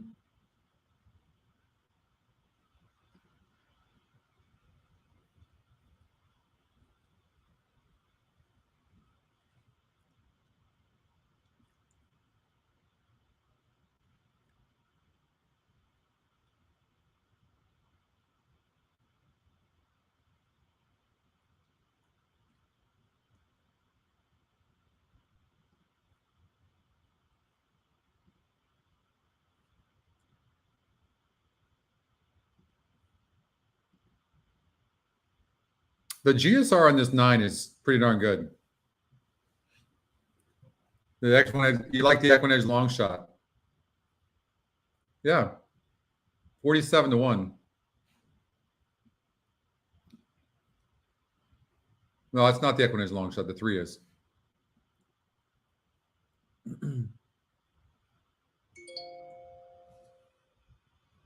Hard read. Oh, that sucks. I'm sorry, John.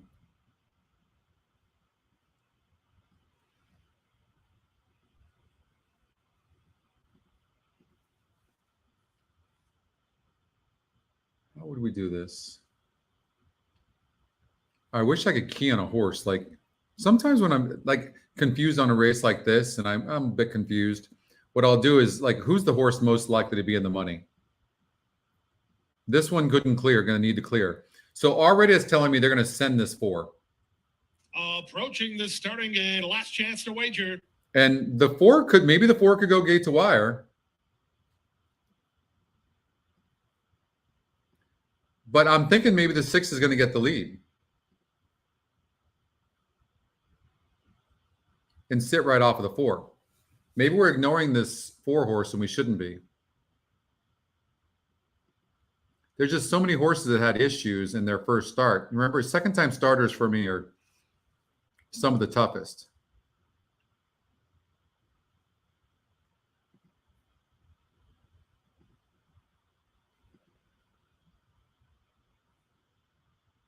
Yeah, it was a stronger race for sure, Art. The horses. Yeah, it was. Going on the dirt, the GSR stays about the same. 0% trainer, 10 post. You know what I mean? That's just a hard one to get on. Race favorite is the rail horse, Poetic Code. Paco Lopez on a pickup ride for Antonio Sano. Second choice, and now a co-favorite is number 5, Classic Film. Money for the 9, El Brio. Bill Mott trains Junior Alvarado up. Classic Film getting ready. Then the last 2, Cryptic Creed and Sydney's Bid.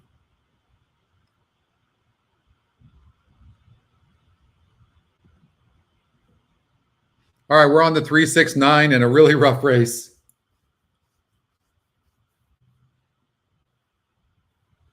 Cryptic Creed. On the outside, Sydney's Bid. The wee size to complete the line.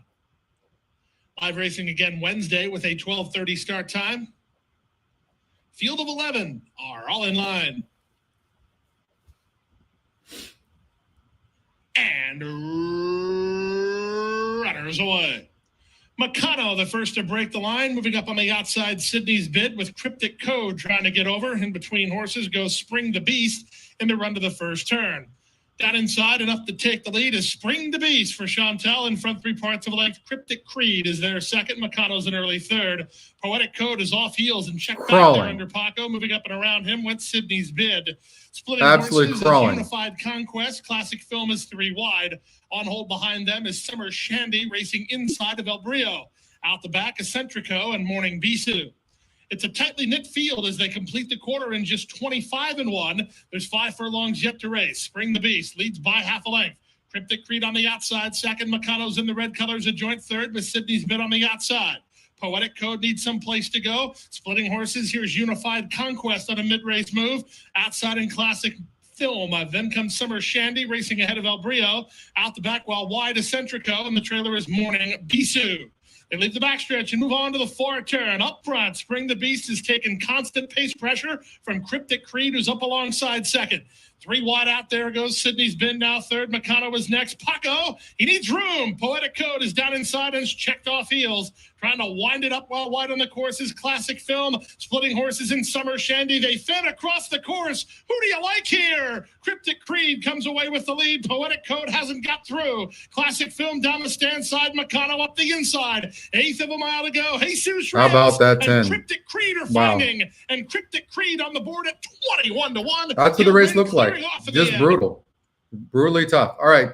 Golden Gate Fields. Pick 6.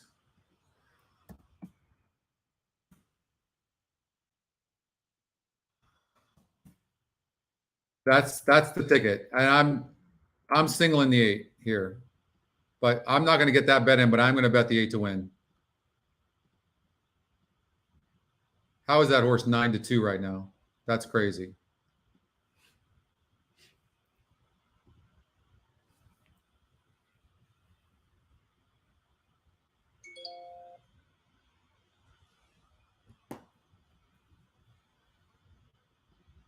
Eight's going to sit right off that 2.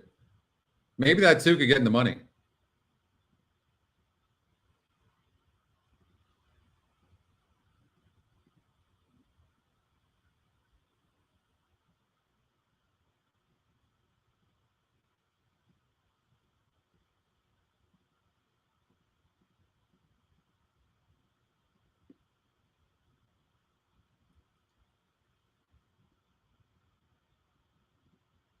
All right.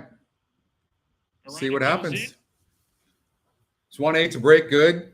Governor Arthur waiting on him to take his spot. If the 2 doesn't break good, then the 8's going to be on the lead. To kick off the Golden Pick 6. Still working with Governor Arthur. Governor Arthur goes in. We're ready to go.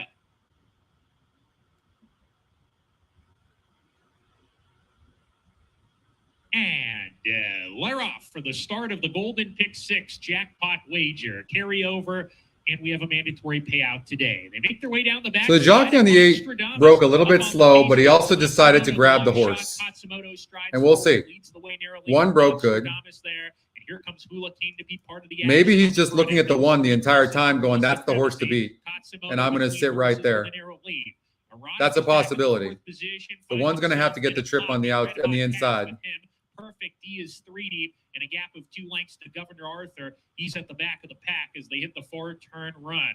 They start to bunch up into that turn. Katsumoto maintains a narrow lead. Hula King to the inside right there. Monstradamus continues to race 3 deep with a 1/4 mile to go. Erotic has come off the bridle. He's being asked to pick it up, in fact. Red Hot Cat right off the contentious pace. Perfect D swings deep for the stretch drive. Katsumoto. Eight's not had a good trip, but he might get there. On the outside of the pink and blue, putting in a charge. Erotic still down on the inside, has 2 lengths to gain. Perfect D, grandstand side, hits the lead. Come on, 2, get second. Come on, 2, stay up for second. Stay up. Perfect D score. Whoa. The first line of the golden pick 6. Hula King was second. Boom. Dr. Arthur surged for third. Didn't see who finished fourth. It was a photo for that position. Wow. 3-1 over 45-1. Oh, why couldn't that one get third? Holy hell. Oh my God. Holy crap. Wow. Number 8, Perfect D was Woo. first. Second goes to number 2, Hula King. Photo finish for third, fourth, and fifth. Please continue to stand by Wow. until the photo finish result has been posted and the race is declared official. Wow. That 8 did not get a good trip. 8-2 exacta, 145.80. Wow, that's unbelievable. Hold on here. Let's see. What did I do? I bet the exacta, right? 8 over 1-2 for $100. Wow. That's incredible. That was huge. Yeah, I think so, John.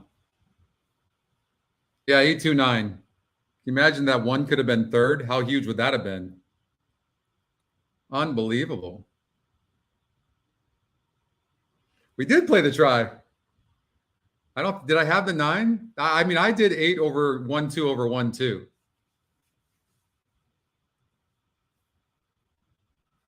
I knew that 2 could run. That pace number is so money. So money. Unbelievable. 45-1.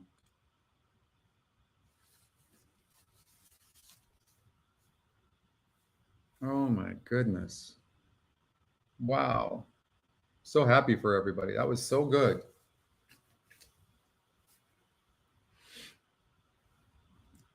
Man.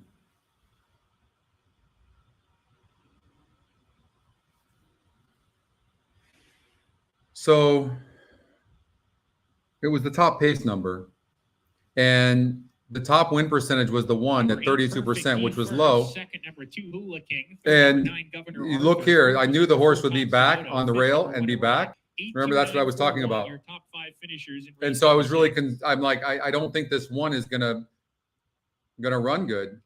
And this race is now official. Dollar Now exact to official. 72.90. Perfect D, a 3-year-old dark bear brown gelding by Dominus out of Perfect Pie by Tail of the Cat. Perfect D was bred in Washington by Mr. and Mrs. Gregory Lucci, now owned by Horse Players Racing Club, Yeah. Aaron Har, trained by Jeff Mess. $72.90. So $7,290. Nice. Having a good day. Okay. What popped up? Anything? Number 8, Perfect D, pays $8.80 to win, $1 exacted. Coldstream Park is done. A big shout out, by the way, to Astrana Group for allowing us to show you guys live racing, right? They're contributing to this. Can't do it without them. So we really appreciate them, management, and everybody that's had a hand in supporting EquinEdge and bringing horse racing to everybody, so we could all bet it and support them as well. So we really appreciate that. So, okay. A horse popped up at Oaklawn Park. The 10 horse. Flipping Fast.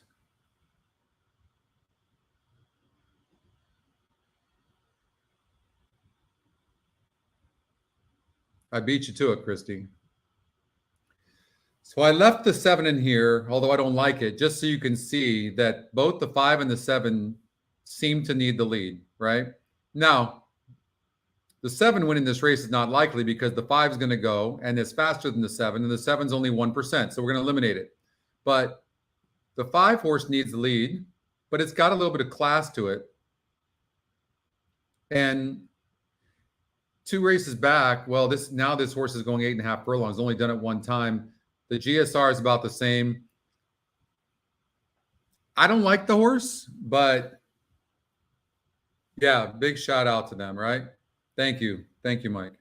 Really, you don't even know this is not normal. They don't let people show racing on YouTube shows. They just don't. So I think it's a mistake. I genuinely do, because we know that when we're playing this like this, people are betting, and so they're getting people to bet.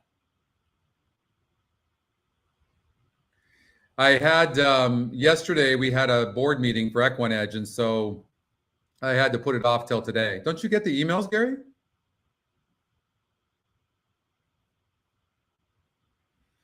Oldie likes the one sum. Let's see. EquinEdge morning lines 5-2. Top EquinEdge pick. It was 6-1 on the odds makers morning line, and you know that the odds maker will definitely affect, right? So the odds maker will. I'm sorry. The odds makers morning line odd affects people's betting. Excuse me. Sometimes I get lazy with my words because I get going so fast. But so sorry about that when I do that. But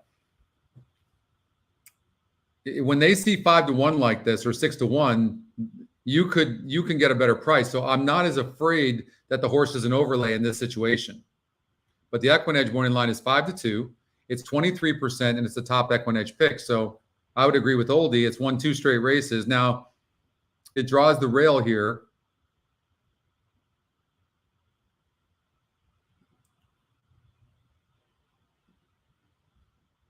You know, the only thing I will say this, Oldie, I don't like the horse, and I'll tell you why.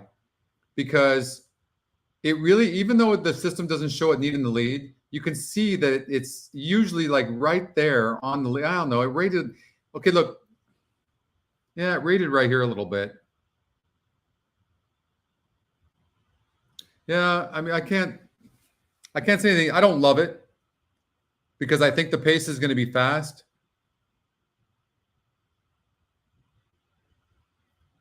I do think this 10 horse is interesting.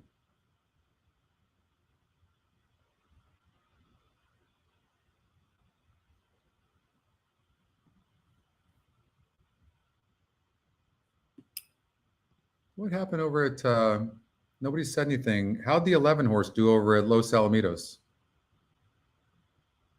No good. No good. All right. And the 8 and 9 at Zia. The 8 one. Okay, that's good.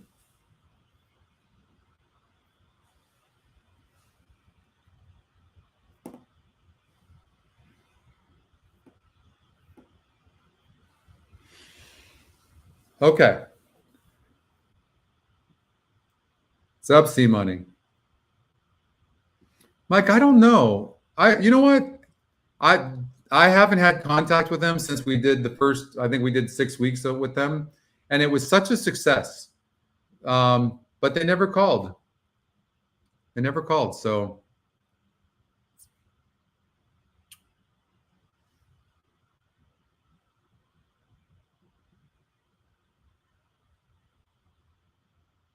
the eight where, Mike? I'm back to Oakland. Absolute love the 2 horse. This horse won easily last time out, 32%. I mean, I definitely think that this 2 horse is doing very well. I would lean towards the 2 and the 10. You know, I think the 2 looks better than the 10. And won't be surprised at the 3 horse. I think the horses are going to stop up front. That's my guess. And you're going to see the 2, 3, or 10. So I would probably say, you know, I like the 2 best. 2 over like 310. And then I would do a saver, maybe 3 and 10 over the 2, something like that. And the 3 is the EquinEdge long shot as well. That was such a good, the Sam Houston series that we did was a lot of fun. It was really a lot of fun, right? I mean, a lot of us were playing Sam Houston when we would never, ever play Sam Houston. I barely knew Sam Houston existed before we did that series. So I think we introduced a lot of people to Sam Houston. And the racing was great there, to be fair. It's a hard read, Mike. It's a hard read on this Pyramid Princess. There's John's information on the 11 horse. But we had fun. We had some good times over there, didn't we, Art? Like it was really a blast. And you know what? I haven't played it since either. I don't think they realize the power of the EquinEdge community. I genuinely mean that. I think, you know, because I never heard from them. I was surprised. To be honest with you, I was really surprised.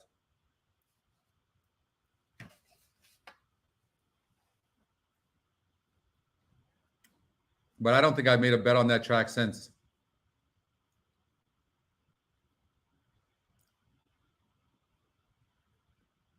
I think those smaller tracks like that need to understand that these types of communities, they need to support and back so they can get that support from us back, right?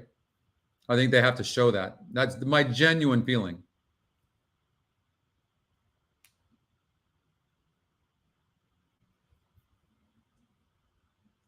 Ray, right now the simulated race is on hold because the pace number is so good.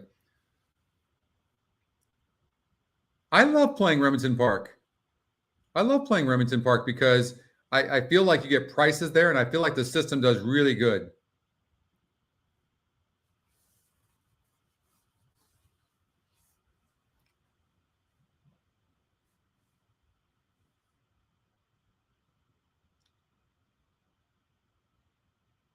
So I'm going to stay with you guys for probably about 30, 40 minutes. If you guys are good with that. Yeah, I know.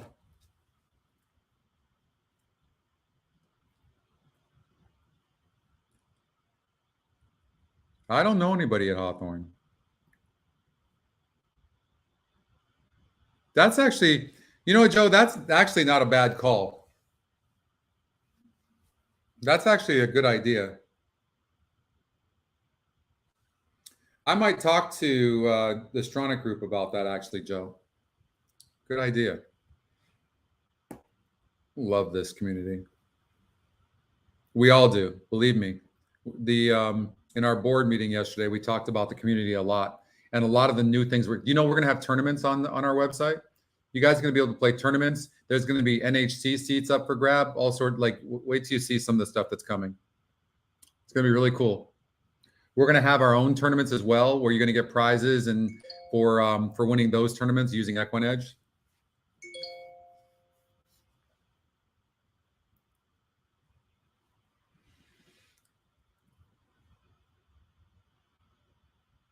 The only thing I'll say, Mike, is if you look at the SOR here, it was a 44 and this is a 54. So horses, and he barely won. Horses they're only 5% chance of coming back to beat favorites or beat winners, excuse me. And now this horse has to jump up 10 points in SOR. It happens, definitely, but very rare. So I don't want to say never, and I don't want to throw you off, and I don't really think there's a sure-cut favorite in here either. But, well, I'm really actually like the 2. I'm really getting on the 2. I like the 2. You like the 3, 4, 5, 8? I like the 2, 3, 10. That's what I like right here. 2, 3, 10. I'm just trying to figure out how to bet it. I'm doing really good today. I mean, I started with, I think, $4,000 I started with today, and I've parlayed it up to 21,000. But I've made a lot of bad bets by being too aggressive. Gary, that's something that we're definitely talking about as well, for sure. We do have EE swag. I think, Mike, if you go on, really great swag, by the way, and really good quality. If you go on the EquinEdge website, I believe there's an area there for the swag. But we have swag for shirts and hats. The hats are sick. They're so good.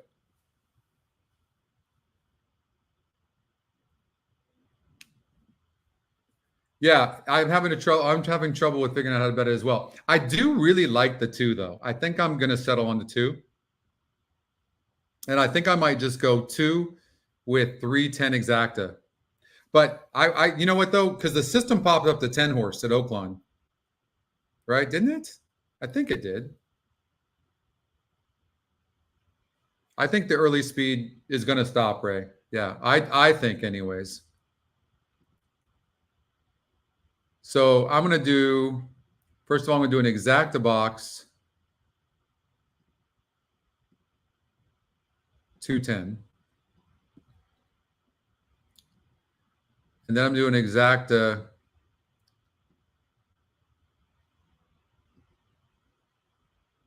2-3. And here's an interesting one. Watch this. I'm going to do a trifecta, 2 and 10 with all with 3. So let me see if I throw anybody out. 4, 6, and 11. I've done that before and I got screwed, remember? You got to remember this. I do want to remind you this, and I have to remember this as well. The win percentages are exactly that. They're just for win percentages, right? They're not for horses to come in second or third. So you can see these 1% horses, and you'll see a lot of them come in second or third or fourth. It's only to win. So just remember that. And this new win percentage algorithm is sick. Me and Oldie was bringing that up earlier in the show because he was all over me to change it. And he was right. It wasn't great, but at least the payouts were better. I didn't like the other one that was using the morning line, Oldie. They're using the odds makers morning line. Now we're not reliant on it. None of our algorithms rely on any kind of morning line anymore, which I prefer. And this new win percentage algorithm is great. Oldie played a big role in that. I don't obviously want to, for a $50 exact trifecta, I don't want to play $800. 4, 6, 11. So what I think I'll do is throw out the 4, 6, and 11 and see what happens. I'll do it for 25. What the heck? Still would pay good.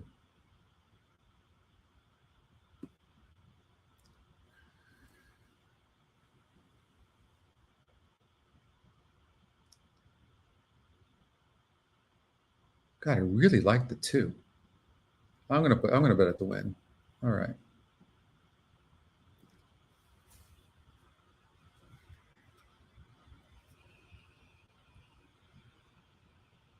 Now see, now I gotta watch it on my phone, and the system logged me out. I don't know why it does that.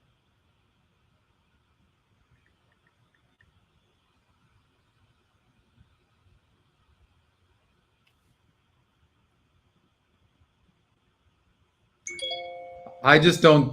This horse's form looks bad to me. It's dropping in class some. I just don't think it's the same horse anymore, personally. But I could totally be wrong, Elliot, for sure. You did annoy. No, but that was enough, Oldie. Thank you so much, Jim. Thank you so much. No, we had hoped we were going to be hot today.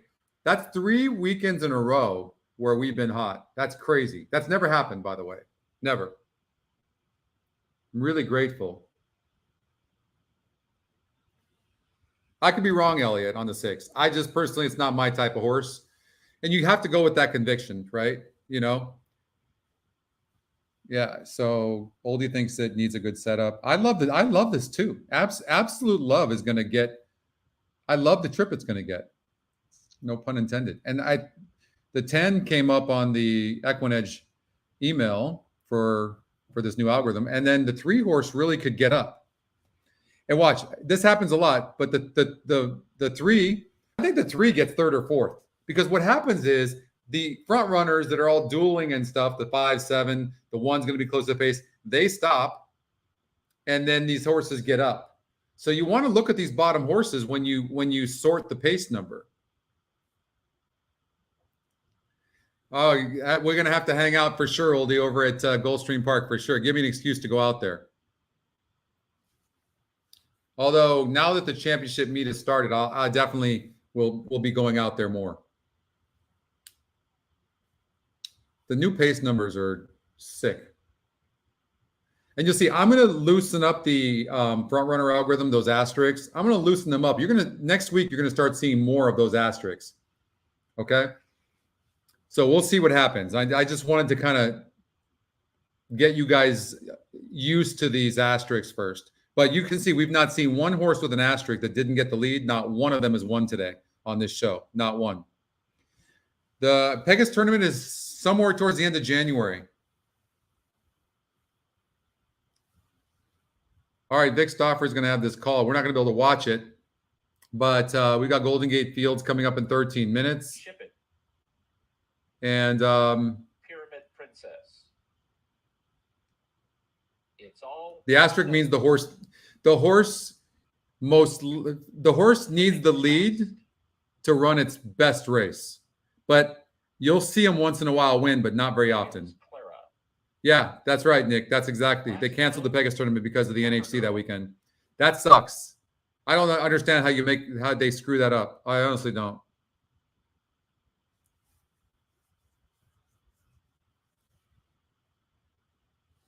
They're at the post. They're off. Excellent start.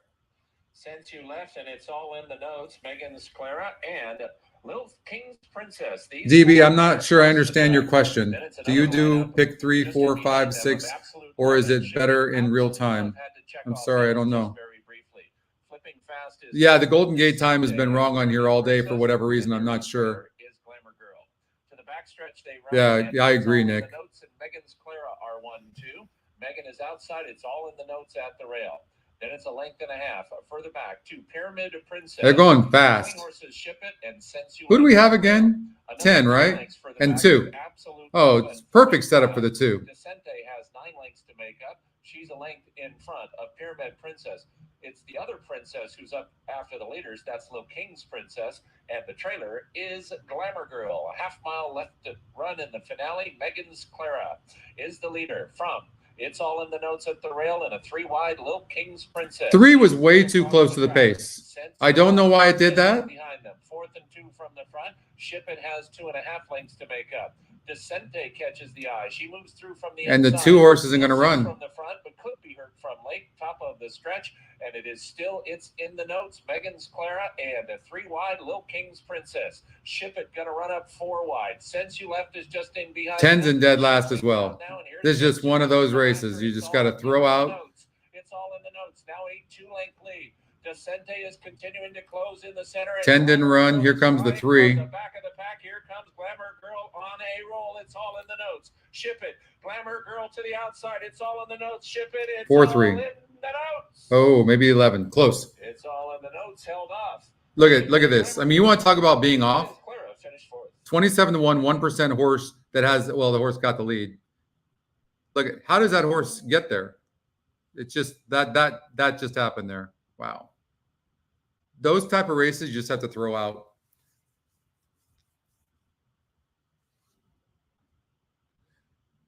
And what do you mean my system? I don't understand. I'm sorry, DB. I'm not understanding your question though. Do you do pick 3, pick 4, 5, 6, or is it better in real time, our system? I really don't understand the question. I'd love to answer it, but I don't understand. The judges will examine the photograph.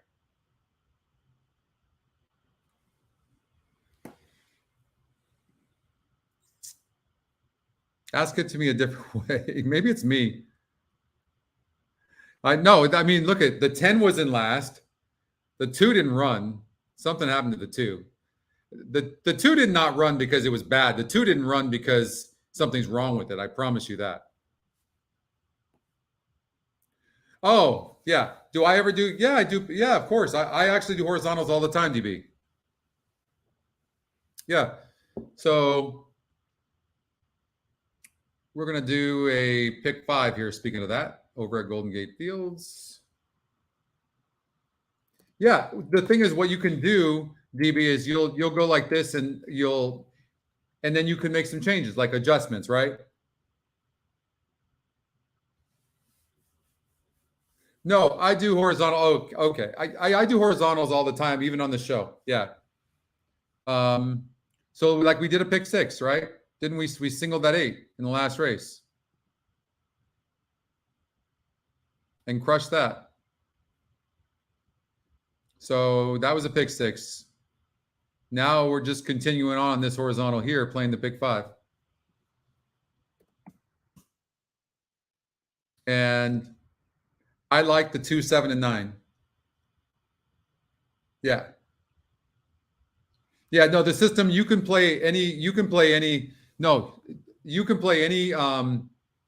wager type that you want, DB. You can play pick 5, pick 3, daily doubles, superfectas, tries. You see that? Anything you want.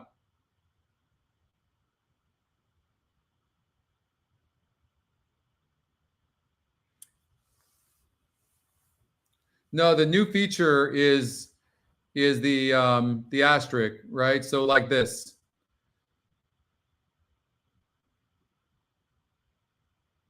So like here, you see that the 3 horse has an asterisk. So what that means is, yep, you're gonna have those. I'm not gonna do C though, Joe. We are gonna give A and B for sure. But see this asterisk? That means that, Mark, that in order for the 3 to win, it most likely needs the lead. So you would look at the pace number and you'd see, okay, well, he's the 60. I mean, he could get the lead, but the 1 horse is going to be just as fast, if not faster, and so you can eliminate a horse like this 3. Whether you're playing verticals or horizontals, it doesn't matter. It'd be an easy elimination to eliminate that 3 horse. See, and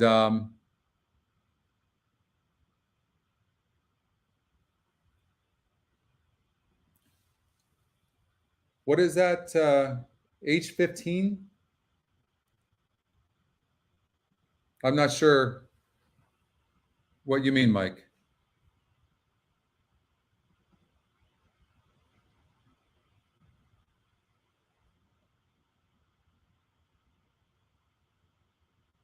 God, that's a tough question, Elliot. Yeah, we got that exact. Oh, the high 5. We're going to put it on there. No, it'll be on there, Mike. Sorry. My head wasn't going there. Yeah, it's going to be, it will go on the ticket generator. Yeah, we'll have every weight tape, place pick calls, everything. Yep. Thanks, you guys. Like H15.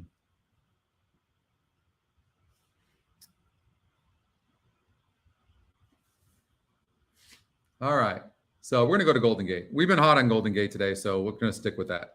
All right. So thank you, everybody, too, for joining today. I really appreciate it. It's been fun. Last 3 weekends has been a blast.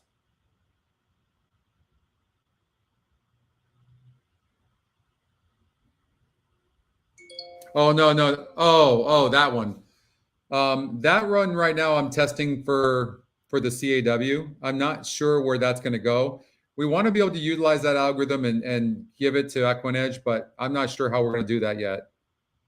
Yeah, thank you, Christy. So right now, that algorithm is not coming out, but what we're thinking is that would be something that we would, maybe it would be an exclusive club or something like that. I don't know where, because here's the thing. This is why. If we give out, if I just give out a play, like 1 horse, then everyone's going to bet it and it won't be worth it anymore, right? So we're trying to figure out the best way that we can give it. We still want everything to be subjective when we give this stuff out, right? We still want it to be subjective. So we're trying to figure out how to utilize that algorithm and then give that to people without going, okay, here's 1 horse, and then 1,000 people get it, and then it goes down to 2 to 5. You know what I mean? Oh, I'm glad you did, Nick. I'm glad you did. It's great to have you. Great to have you on the show, too. This is an amazing community. It really is. Like the people here, you can see, like this chat. You know that there's anywhere from 2,000 to 3,000 chats per show. You guys like to talk a lot, or at least chat. I know who's on their phone all the time, or their computer. I am too. Oh my God.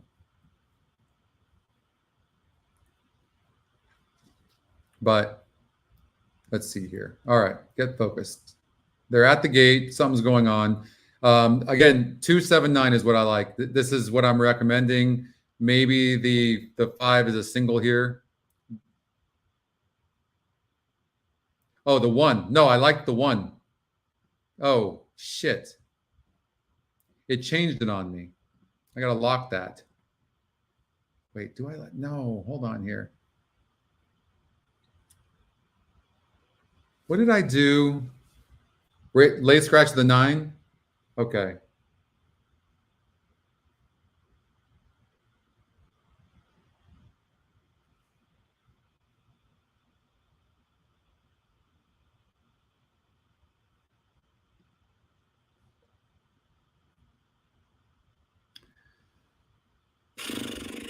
All right, so we have 279 here, 9 scratch. And the next leg, we have the 3 and 5. And I'm going to tell you, I'm going to be honest with you guys. I'm not going to lie. I love Mike Somich, by the way. Yeah, Mike's the best. Thank you for saying that. I'm not going to lie to you guys. I completely missed the 1 horse. I thought the 1 could be a single in race number 8. And I'm sorry for that, but it's the truth. I just missed it. But so I would at least add the 1, and now I'm rooting for the 3 and the 5. Can't take those out there. But I thought the 1 had a chance of being a single. Maybe I'm going to be wrong. So 9 horse has been scratched. So it's going to go on to the favorite, which won't be the 2 or the 7.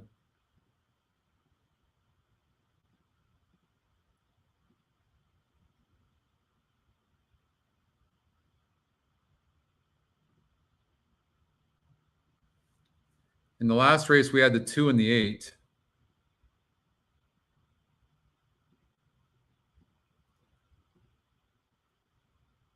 And they're going into the gate. You know, I don't know.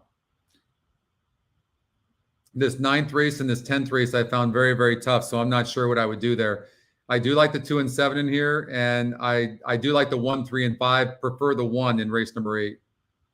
So we'll see what happens here, but let's get the 2 and 7. I'm going to bet it.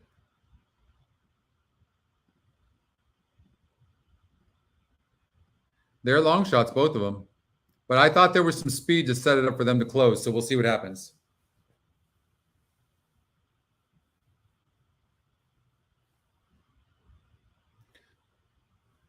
Which feature, Mark? Are you talking about the algorithms? It's not a feature yet. Are you talking about the algorithms that I get on email? That's just my own personal use right now. I'm testing that, if that's what you're talking about. All 10 runners in the race, and Allie's Pal is quarter horsed out of the gate to get forward position. Lots of pepper, flashing plenty of early gas, early a half length back of Allie's Pal, who leads the way narrowly from Lots of Pepper, ensures a fast and contentious pace. They open up 3 lengths on Miss Lady Anne, then comes Go Smiley Go to the inside of Zakiah. After them is Phantom Indian, followed by Cannon Gal towards the back of the pack. The great 21. I mean, this is what I thought. Come on, 2. A battle Go. on the lead. Allie's Pal, Lots of Pepper, stride for stride as they hit the quarter pole. Miss Lady Anne, she's got no way they should hold this. Where's the 7? She comes with a threatening presence on the outside. She's making a strong challenge now. Lots of Pepper has the lead. Miss Lady Anne. Reins get shaken at her in second. Lots of Pepper keeps going strong in the final 16. Come on, 2. Oh. There in second. Lots of Pepper keeps going. Miss Lady Anne lunging at her late. Everything they could have wanted. Look at that. Lots of Pepper got the job done. Those horses should have stopped. 44 and 3. Great Haynes was third. Got everything we wanted in there. Everything we wanted. It's exactly what I thought would happen, but just they didn't close.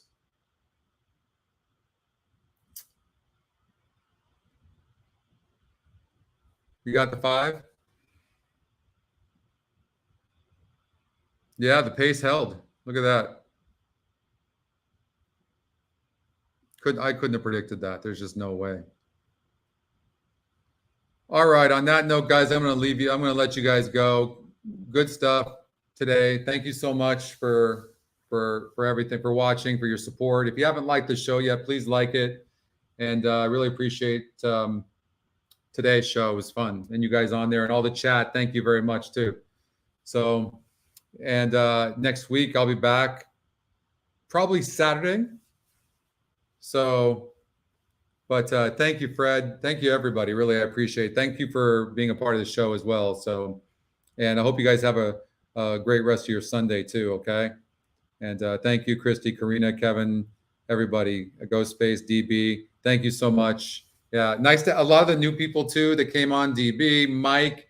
It was fantastic to have you guys on, and I hope you guys have a great Western weekend. Have a great week, and then let's bring it back to back hot weekends. So hopefully next week we'll do the same thing. Greg, thank you guys for chiming in, and really appreciate it.